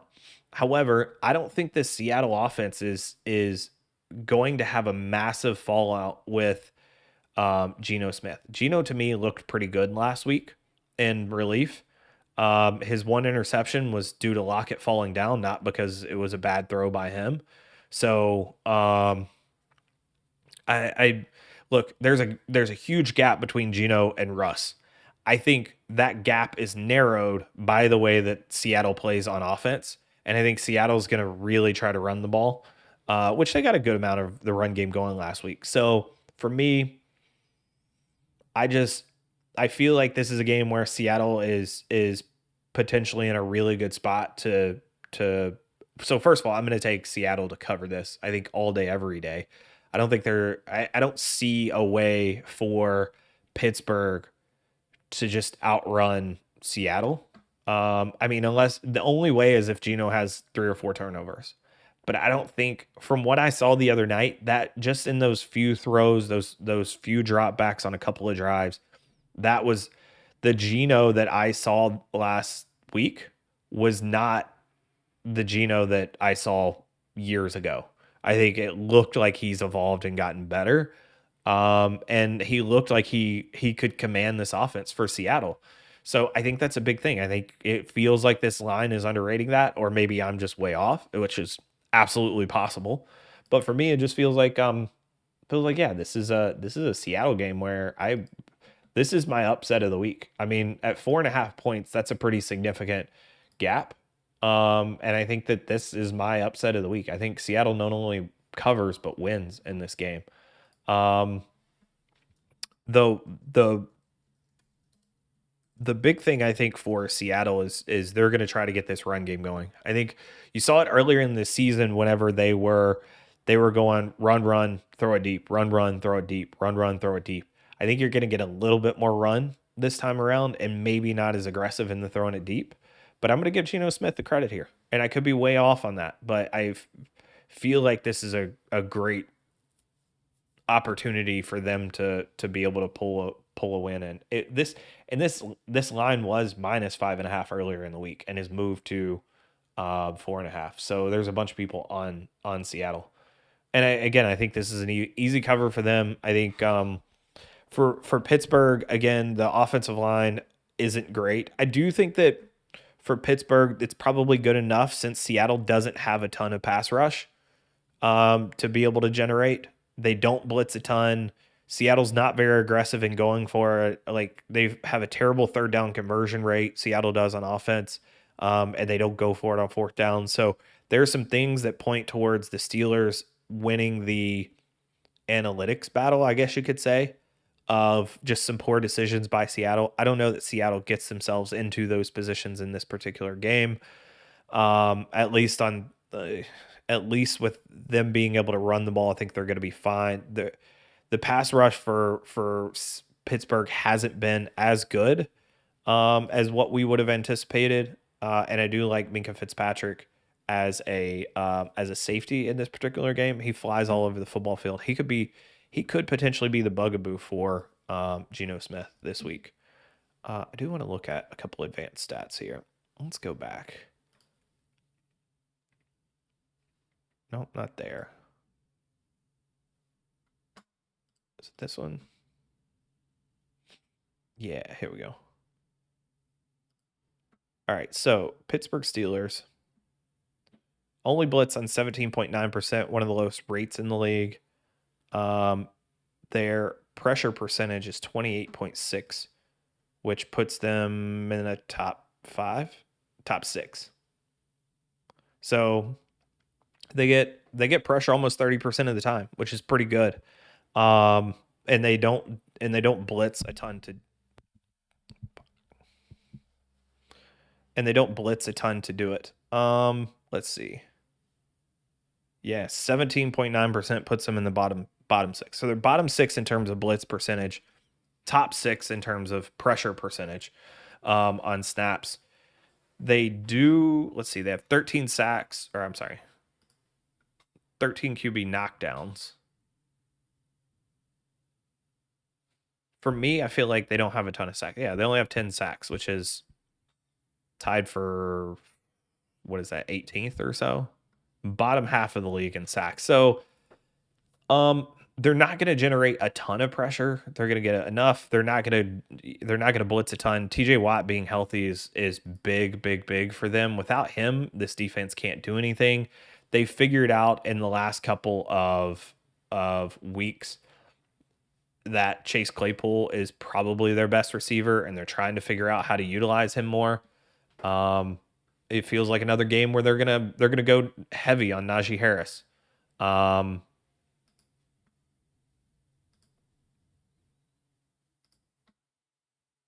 yeah, nothing about this game tells me that Steelers are gonna win. All right, so that's that. Final game of the week: Bills at Titans. All right, so let's talk Bills first. Let's talk Bills first. So for me, with the Buffalo Bills,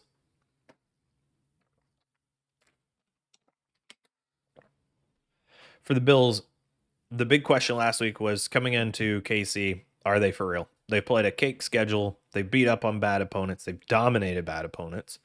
They lost that weird week 1 game against Pittsburgh. Like how good are they really? I'm watching this play. Can't see if the Jags player touched the ball from that particular angle. Yeah, that's going to be tough. They're going to have to slow down and zoom in. If he touched that, he just barely nicked it.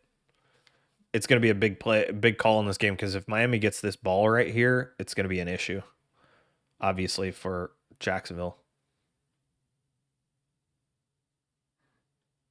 Yeah, they're not going to overturn whatever the call is on the field. They're going to leave.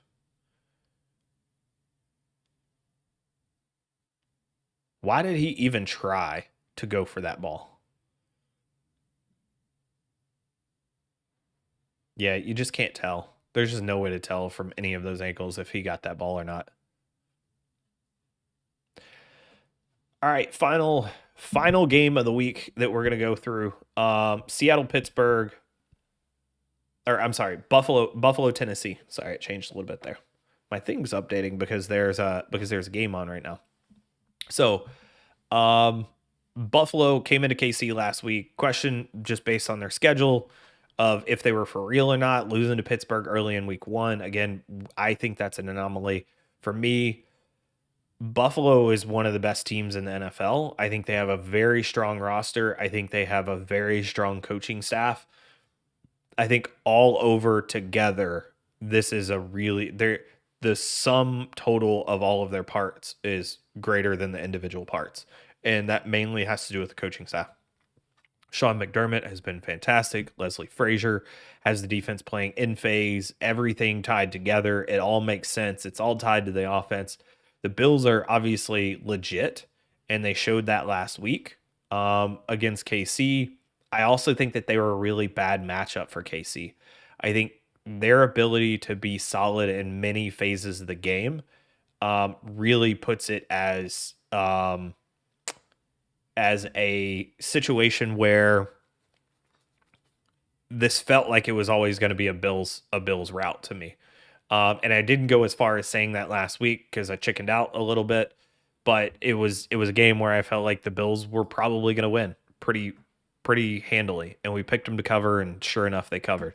We also talked about how the weather was going to impact that game, right? Like whoever got up first and was leading by the time that bad weather got there was going to have a huge advantage over the other team because it was going to make it hard.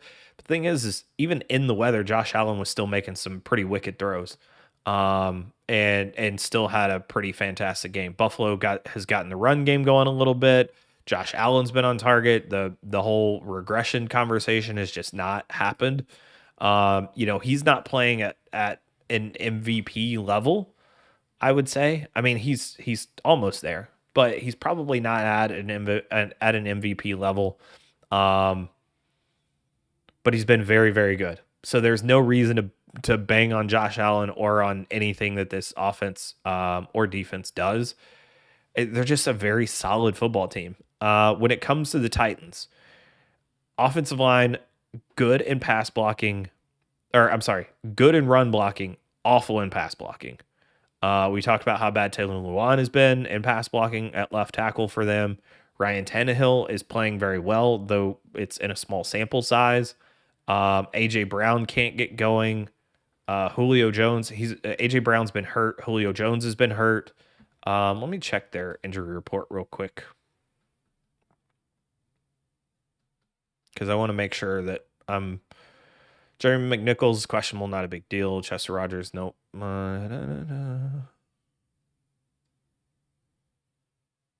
right, everybody looks good to go. Everybody that is not on injury. So just so we're all on the same page. They have 1, 2, 3, 4, 5, 6, 7, 8, 9, 10, 11, 12, 13, 14, 15, 16 players on injured reserve. Don't care how far down on the roster though those guys are, but when you have 16 players on IR, that's a major disadvantage for you. Super painful. Let me double check. I want to check on one more thing. I think Julio Jones is a full go for this game, and that's going to be big for them. But we all know that Derrick Henry's going to what a throw and catch. Marvin Jones looks phenomenal this game. He's had a few good catches. Yeah, it looks like Julio Jones is a full go this week. They've got AJ Brown who can't seem to get going. I'm curious if they end up opening it up. I mean, the primary play here is obviously them going to be running Derrick Henry. If the Bills get too focused on Derrick Henry, don't be surprised if the Titans open up the pass game. They haven't done so far, but they haven't really needed to because Henry's been so effective. But the Bills absolutely will try to close off Derrick Henry and say, hey, if Tannehill can beat us, then so be it. But we'd rather him be putting the ball in the air versus Derrick Henry, who's never going to give us the football. And if Derrick Henry's running for 6-7 yards a carry, the Bills are going to struggle to obviously to keep them out of the end zone, especially whenever they get deep in the red zone. So super fascinated by this game because this feels like a game where it probably, even with like a 6-point spread almost, and a Titans team that feels like it hasn't played particularly well, and a Bills team that just is coming off of a huge win against KC. I lean that the matchups tell me that Tennessee can keep this one close. I think Vrabel's going to have a pretty good game plan against a Buffalo team that he's familiar with because they've played a few times recently. I'm trying to convince myself that I should take the Bills here, but again, everything's leaning towards Tennessee for me to cover the 5.5. Do I think the Tennessee can win? Do I think they win? Probably not, but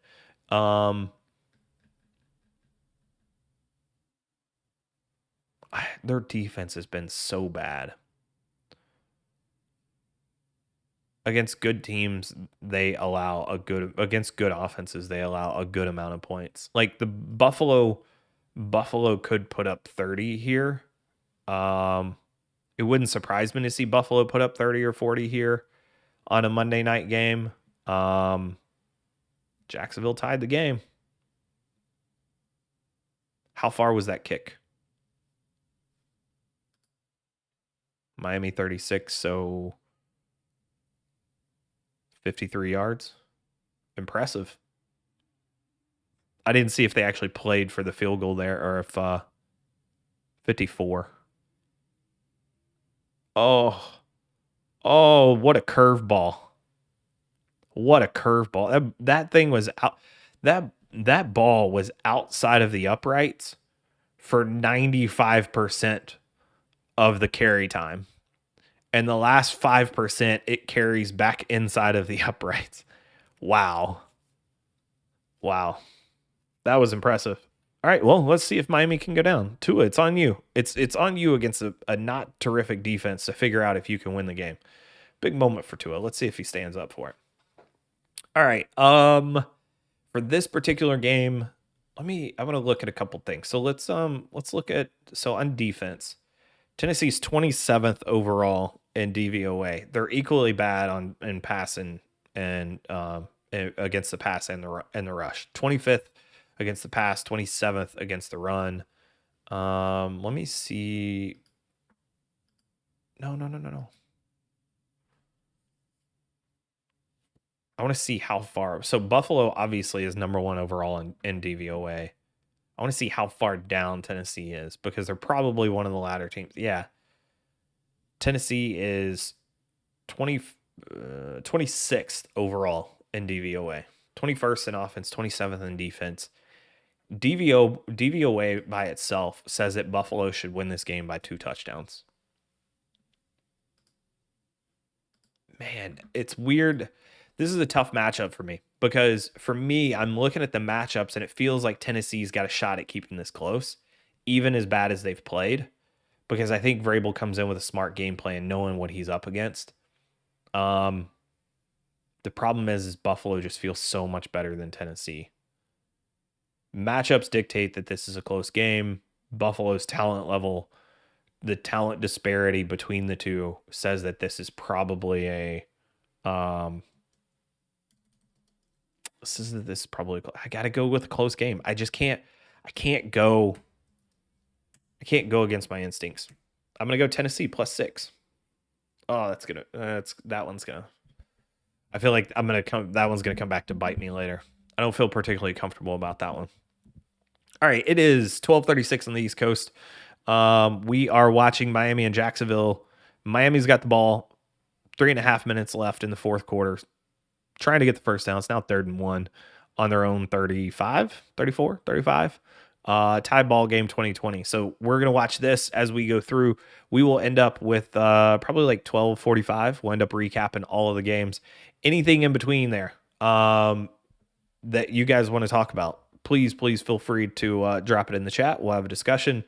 Fantasy, real football, otherwise. But we'll probably just continue to sidecast the game here for the next 3 minutes of this particular game. Brissett's calling out stuff from the sidelines. So from here, Miami's going to want to get the first down, reset the chains, get back to the line of scrimmage, get a play call in. You don't have to be overly in a hurry here, but you do want to have some urgency. Miami's looks like they're playing a little slow in between plays here for me. They don't seem to have an urgency to get back to the line. Yeah, you're down into the 20 seconds. Going to snap this with probably 15 seconds left on the play clock. Like, you're wasting too much time. I mean, I get it. They're at the 40, right? They're at their own 40, but you're playing with a 2-minute warning. This is probably going to overtime, isn't it? Crossover. Do you think the Seahawks running game can be effective with Alex Collins? Absolutely. I think the way that they scheme up that running game is very effective. Their offensive line isn't terrific, but in run blocking and in that zone blocking scheme, if Alex Collins can see the holes and get into those cutback lanes like he did last week, he's pretty effective at it last week. If he can see those cutback lanes and get through them in a hurry, absolutely can totally be successful in doing so. So that's part of why the zone blocking scheme was built, right? Is when you run power, it's man on man, like you got to block your guy, and it makes it a lot more about physical talent and the ability to block somebody. When in the zone run game, when you're moving side to side, so right, like the offensive line is either moving this way or moving that way, depending on whatever direction the play is called. The running back is looking for the guy that's able to get in the best blocking position and the hole to just kind of open up on its own based on what the defense is trying to do and the gaps that they're in. And it doesn't necessarily take great offensive linemen. It takes athletic offensive linemen, because a lot of issues are that when you're running to the right, say here, These are your two offensive linemen. Well, the problem is if you're running right and this guy has to block a guy that's over here, he's got to come under and block on this side of him, right? That's why you need that athleticism, is because he's got to get to that point before that tackle or that end can get into the interior and disrupt the play. And if those athletic guys can get there, they don't have to put a physical block on the guy. They basically just need to keep him at bay until Alex Collins can get through that hole. And with that particular motion and having to get that reach block in there, like with that motion, it makes it hard for the defensive tackle to find the running back while he's running sideline to sideline, basically.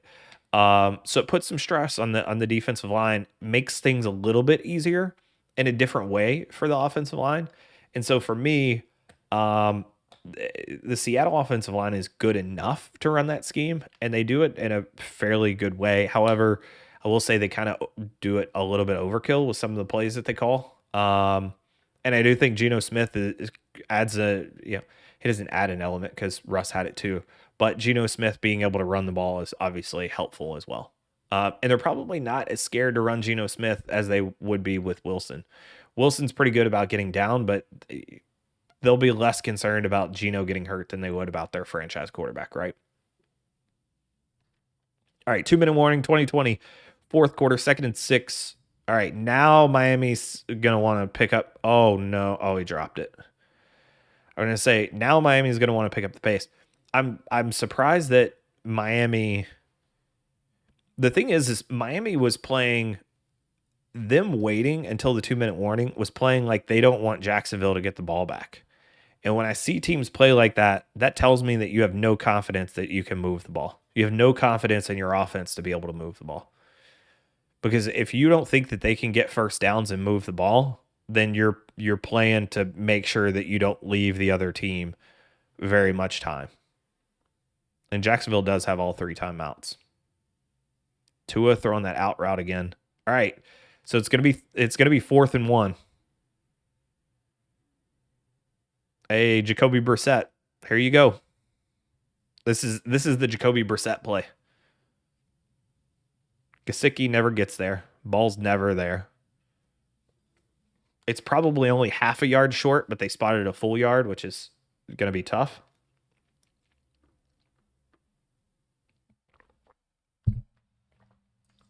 They may, yeah.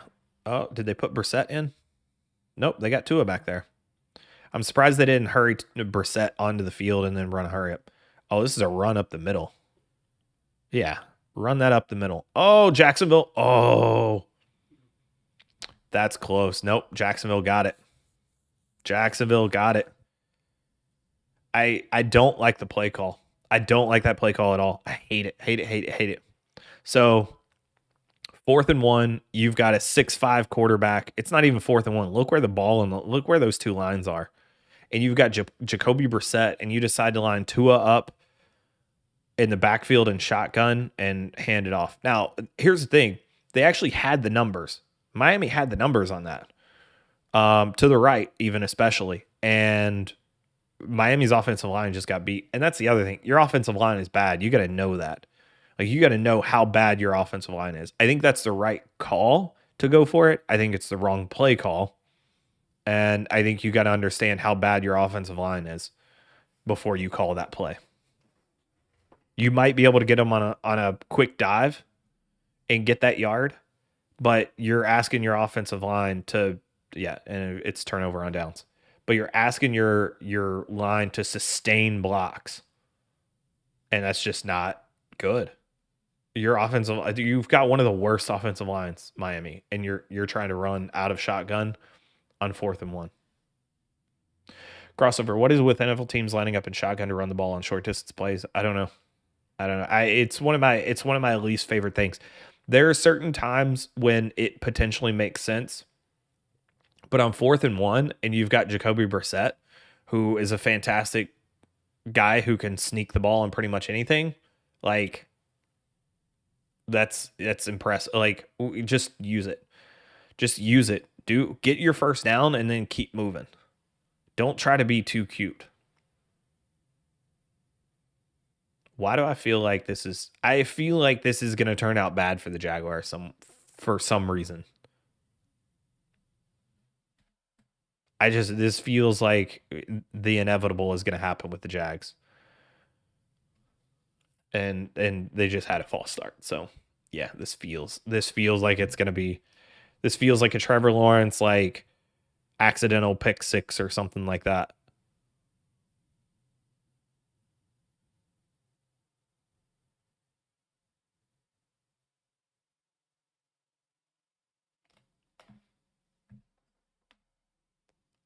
Yep. Yep. So here's the problem with the Jags. The Jags are not good at calling plays in this situation. The Jags are better whenever they're able to call plays that allow them to run the ball, that either they're able to run the ball or not force so much on Trevor Lawrence. And then Trevor Lawrence from those plays can take his shots. It's not let's calling big plays is not something good. And the Miami secondary is good enough that they could potentially give Trevor Lawrence some problems. Yep, he didn't see it and then ends up taking a coverage sack because he had to step up. He just couldn't get rid of it. Mm-mm-mm. Miami gets bailed out by their defense.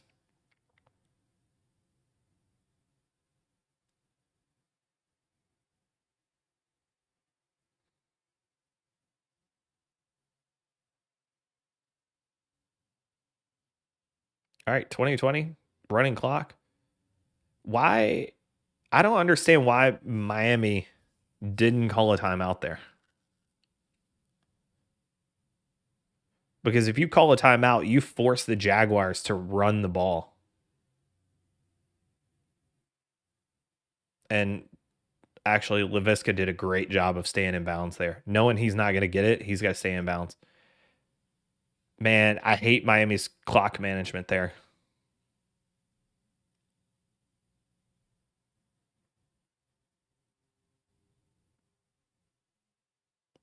And then Miami calls, or Jacksonville calls a timeout. So, is Jacksonville close enough to throw the Hail Mary? Does Trevor Lawrence have the arm to be able to get it there? I don't even know. Can I? I'm gonna make an admission. I don't know who Jacksonville's backup quarterback is. I should probably know that.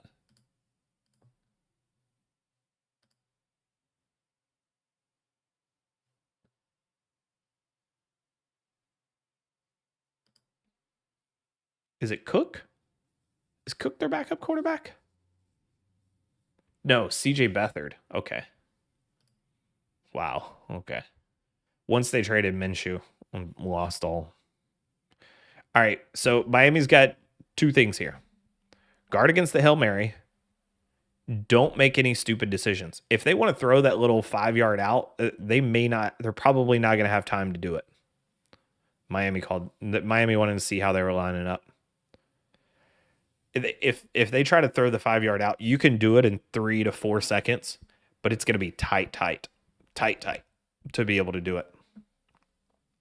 So Miami has to respect those outs, and they should really probably just put, like, if I'm Miami, I'm not even guarding the wide receivers. Those two corners are standing on the sidelines against, like, 5 feet from the sidelines, 5 to 10 yards deep.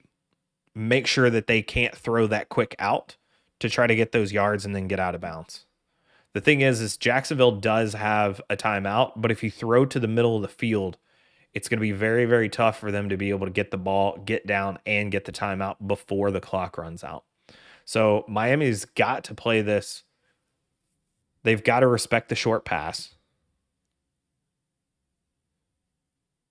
It looks like,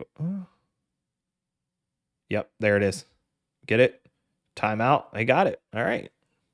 Good job by the Jags. I think that's your only play there if you're the Jags. It's your only play. And that's how important timeouts are late in a game, right? Good teams have all three timeouts. Jaguars just got lucky to have all three timeouts, if we're being honest.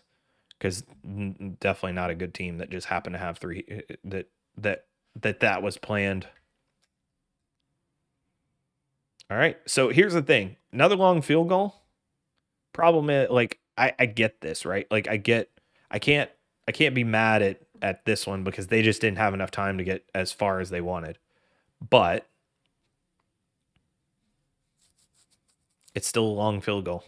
Here we go. 53-yard attempt for the game for the Jags, and Urban Meyer's first win in the NFL. It's up. It's good. Jags win. Jags win. Good game for them, man. Good game. I mean, I hate the clock management by Miami there. I think if they take a timeout, the Jags earlier on like second down, the Jags have to think about what they're doing and potentially say, "Hey, you know what? We want to go for this and leave some time on the clock, or are we okay with taking this to OT?" Miami didn't win. Look, we can talk about Brissett being in and in Miami not winning, but they didn't necessarily give Tua didn't give them a chance to win today either. So, congrats to the Jags. All right. It is 12:50. Time for our final recap, and then let's get to 1 p.m. kickoffs. Hope you guys enjoyed that first game. Actually ended up being a game winner or being a great game. Congrats to Urban Meyer. I feel kind of dirty saying that, but congrats to Urban Meyer. All right, final recap of all games. Thank you guys for hanging out. Really, really appreciate it. All right, so we talked about Tampa, Philly. Already got that one. Miami, Jacksonville. Already got that one through. So, Chargers, Baltimore. Love the Chargers. Surprised that they're a dog in this game. Very, very hard to understand why that is, other than West Coast to East Coast playing a 1 o'clock game. They're professionals. They should be fine. I still think the Chargers are one of the best teams in the NFL. Probably one of my favorites to go to the Super Bowl. Definitely one of my favorites to go to the Super Bowl. From the AFC. Right now, you got to think it's them and the Bills. I don't see anybody else that just screams like, hey, they're that good and they're worthy of it. Baltimore is a unique matchup for them. This will be a really interesting game because Baltimore could potentially run a good amount. Surprised to see Tyson Williams inactive again. Fascinating matchup. I'm taking the Chargers to cover. I still just think they're the better overall team. I'm gonna take the Chargers to win as well. I like Baltimore. I think that there's a lot of things that the Chargers can do on defense to mitigate Baltimore's deep game, while also limiting the impact of Lamar's legs. I still got to roll with the Chargers, but I'm prepared to be wrong about that particular game. Minnesota, Carolina. What's the odds on Grizz? What's the odds on Urban going to a pub and doing some community outreach? I'm gonna say, with all the criticism he talked about, I'm gonna say his butt's gonna be on that plane. He's gonna be on the bus, and well, so here's the thing. So when you go to London, you don't fly. So typically teams fly back immediately after a game, right? So if the Bucks were in Philly on Thursday night, they played the Thursday night game, even if it's 1 or 2 a.m., they're getting on the plane and leaving. In London, you don't leave the same day of the game. You stay the night and then you leave the next day. It just allows everybody to kind of get their stuff together and all of that. So one of my favorite memories was drinking in the pub, and it was the Red Room is what we called it, in the hotel that we were in London the night after the game. Even though we had lost, it was still good to just like commiserate that the trip was over, because it was such a big deal, especially for me as an operations guy who had a big hand in putting that together. Like, for that trip to be over, we were super happy. Hated that we lost the game. Super happy for the trip to be over, almost over, and for us to get, to be getting on the plane the next morning. So we definitely celebrated, but we didn't go out and get crazy. We did it in the hotel that was roped off to nothing but NFL folks. So it wasn't like everybody was going around and taking pictures, posting them online, and, random girls grinding and people being like, oh, look what they're doing. Right. So they're going to be fine. Urban's going to stick to where the NFL parties are. He's not going to be getting into any trouble. Or he may go back to his hotel room after everything. We'll see. But yeah, I don't expect any big stories out of that. I mean, he's going to be celebrating with his team, probably. It's what he should be doing. All right, Minnesota, Carolina. One of the funner matchups between the kind of middle of the pack teams between Minnesota and Carolina. Minnesota, I'm taking Minnesota 2.5. I think their talent is stronger than Carolina. I think Carolina's coaching is better. This is very much a game of which matters more, talent or coaching. Like you could put that on this game because I do think Minnesota overall is talented, more talented, especially on offense. If they don't call the right game, Carolina could beat them. I do think Carolina could scheme some interesting things up, and if Kirk Cousins isn't on his A game today, this could very easily go in the way of Carolina. Minnesota tends to play to their competition. I do expect it to be a close game. So that means if this particular game is even though I've got Minnesota to cover, I still think it's going to be a 3 or 4, 5 point game at best. Like it's not a full touchdown game. It doesn't feel like, unless Sam Darnold tries to. The problem is with that is that Sam Darnold, if he's down and ends up having to try to push the ball, he ends up throwing picks late in the game. Not the guy you want to have the ball in his hands. So Minnesota 2.5. Green Bay, Chicago. Just Fields played pretty well last week. I think Green Bay's overall the better team here. I do think the Chicago Bears defense is going to be able to keep this a close game in combination with the running game for Chicago that they're going to try to get going. So I'm going to take Chicago +6. I don't feel great about this, but at 6 points, pretty big spread to have for Green Bay to have to cover. But again, they probably could have beaten Cincinnati by 2 touchdowns last week. I would expect the Bears to basically take away Devontae Adams and say, Aaron Rodgers, you can beat us with everybody else, but we're going to double up on Devontae. And how they do that, I don't know. I could see them putting Johnson on Randall Cobb or Alan Lazard and then just doubling Devontae, rotating coverage over top of Devontae Adams. And making sure that he's bracketed pretty much all day. That's probably how I would approach it. And you put your best receiver on the second guy, and then you rotate coverage and put bracket coverage over Devontae. Now he's got to make short catches, not as dynamic, not big plays, not big chunks. And you also have pretty good coverage because usually the second receiver is never as good as the first cornerback. Not always, but sometimes. And I think that's a good win. And then Khalil Mack can obviously blow up a game too. So I'm going to take Chicago to cover the points there. Cincinnati, Detroit. Cincinnati's just, they're too good on offense. Detroit's still not a good team. Detroit typically plays games very, very close, has clawed through many of their games this season. However, I just think Cincinnati on offense is just too talented for Detroit to be able to keep up against, even though Zach Taylor is still one of the worst play callers in the NFL, in my opinion. Houston, Indianapolis. I'm taking Houston +10. 10 feels like a lot against an Indy team that I'm still not a big fan of. They've played really well 2 weeks. Give them that. Carson Wentz has played the last 2 weeks has looked like Carson Wentz of old. Whenever he was playing really, really well in Philly, I still think he's the benefit of a good amount of luck. Not a game, and it's going to be hard for me to just ever take Carson Wentz and this Indy team because I just don't think they're very good. And I may be completely wrong about that, but I'm taking Houston to cover the 10 points. I feel like it's too much. I do feel like they're gonna keep the ball in front of them. Going to be a heavy run game for Houston today. I don't think they want Davis Mills airing it out, but we'll see. And if Davis Mills has a good game, it's going to be very, very hard for Indy to win by 10. So I'm going to take Houston to cover the points. Los Angeles Rams, New York Giants, taking the Rams 7.5. Daniel Jones is playing. Saquon Barkley is not. I still don't trust the Giants. I don't think they're nearly as good as the Rams. Rams are going to come in very well prepared. Feel like this is a 10 or 14 point game for the Rams. If the Rams can outplay the Bucks, they can certainly outplay the Giants by that much. Don't care that it's in New York. Not a big deal. KC Washington, taking KC -6.5. Kind of a Patrick Mahomes revenge game for getting his butt kicked last week. Washington's secondary is bad. I think they're going to have big play. KC's going to have big plays all over the field. Tyreek Hill, Travis Kelce could have them. Sexy really wants McCole Hardman to have a big game today. Certainly possible as the third wide receiver. My question is how much does Josh Gordon get involved in the game? And are they trying to make Josh Gordon that third option behind Tyreek Hill and behind Travis Kelce?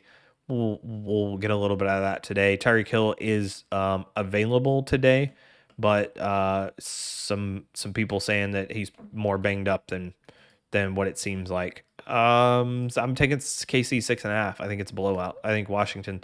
The only thing that keeps this close is Washington running Antonio Gibson, him having a good day, and them able to keep it close. I think Taylor Heineke is the perfect quarterback for a KC defense. Like, he likes to throw the ball up, create negative plays. Tyrann Mathieu probably comes up with an interception at some point today. Look, Heineke's a baller, but he's not a good quarterback. Dude's not afraid to. He's aggressive. He's not afraid to throw it. He makes some weird and bad decisions. It's just with that type of, it just feels like a bad matchup for Washington all across the board. Arizona Cleveland, probably my game of the day. Super interested in this one. Both teams come into it pretty banged up. Most of their people are available, though they were all questionable. Couple important injuries. Chandler Jones out for Arizona. Nick Chubb out for Cleveland. Those are both very, very important to this matchup, I think. The biggest part about it is Cliff Kingsbury is out today, as well as a couple other coaches from the coaching staff for COVID-related issues. Cliff Kingsbury tested positive for COVID yesterday. Going to be an issue. I was probably leaning Cleveland to win, maybe Arizona to cover, simply because it is in Cleveland. I do think it's a good matchup, a better matchup for Cleveland than it is for Arizona.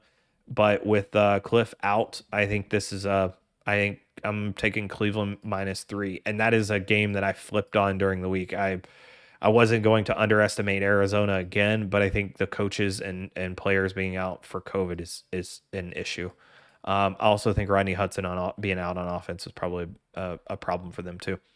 Vegas, Denver, really hard to call this game. We don't really know what Denver is yet. They played good against bad teams. They played not great against good teams. Vegas, new head coach, and Rich Bisaccia, new offensive coordinator. He was the offense coordinator. He's just now really the offensive coordinator and calling plays, and Greg Olson. Not sure how that shakes out. It's going to be a tough game to call. I'm not sold on Denver. After going back and watching them, I think that this offense struggles to score points without a full complement. They need Jerry Jeudy. He's very, very important. They're going to need to get the run game going, which they couldn't do last week. I'm going to take Oakland +4.5. I'm going to take them to cover. Not particularly confident in that pick, but this feels like this feels very similar to like Minnesota, Carolina, and that these teams are like second or third tier teams. They're probably like third tier teams in the NFL right now, and I feel like Oakland probably is able to squeeze a little bit more out of this game than Denver is. Dallas, New England, Dallas -3. I think it's a bad matchup for New England. No matter what Bill Belichick does, Dallas is going to be able to put up points on them, I think. Look for a heavy run game from New England. Ramondre Stevenson is like your bottom of the barrel. Might need to throw him in fantasy type of guy, because he could get a good amount of rushes today, as New England tries to pound it and keep Dallas's offense off the field. Like, they may start draining the clock in the first quarter. It's going to be that bad. Seattle, Pittsburgh, taking Seattle +4.5. I just not bought into Pittsburgh yet. I don't think it's that big of a drop off from Russ to Geno because of how the offense is going to scheme this up. I'm taking Seattle to cover the 4.5. Buffalo, Tennessee. I'm taking Tennessee +6 against. I think Buffalo is a much better team. I think matchups dictate that this is probably a very a closer game than what many might anticipate. Tennessee might be able to get a backdoor cover or keep it close and potentially have a shot to win it at the end. Or Buffalo, I could see them actually being up and Buffalo moving down the field and scoring and taking it. So that's all of the games for this week. We're floating around the 60% mark for games throughout the season.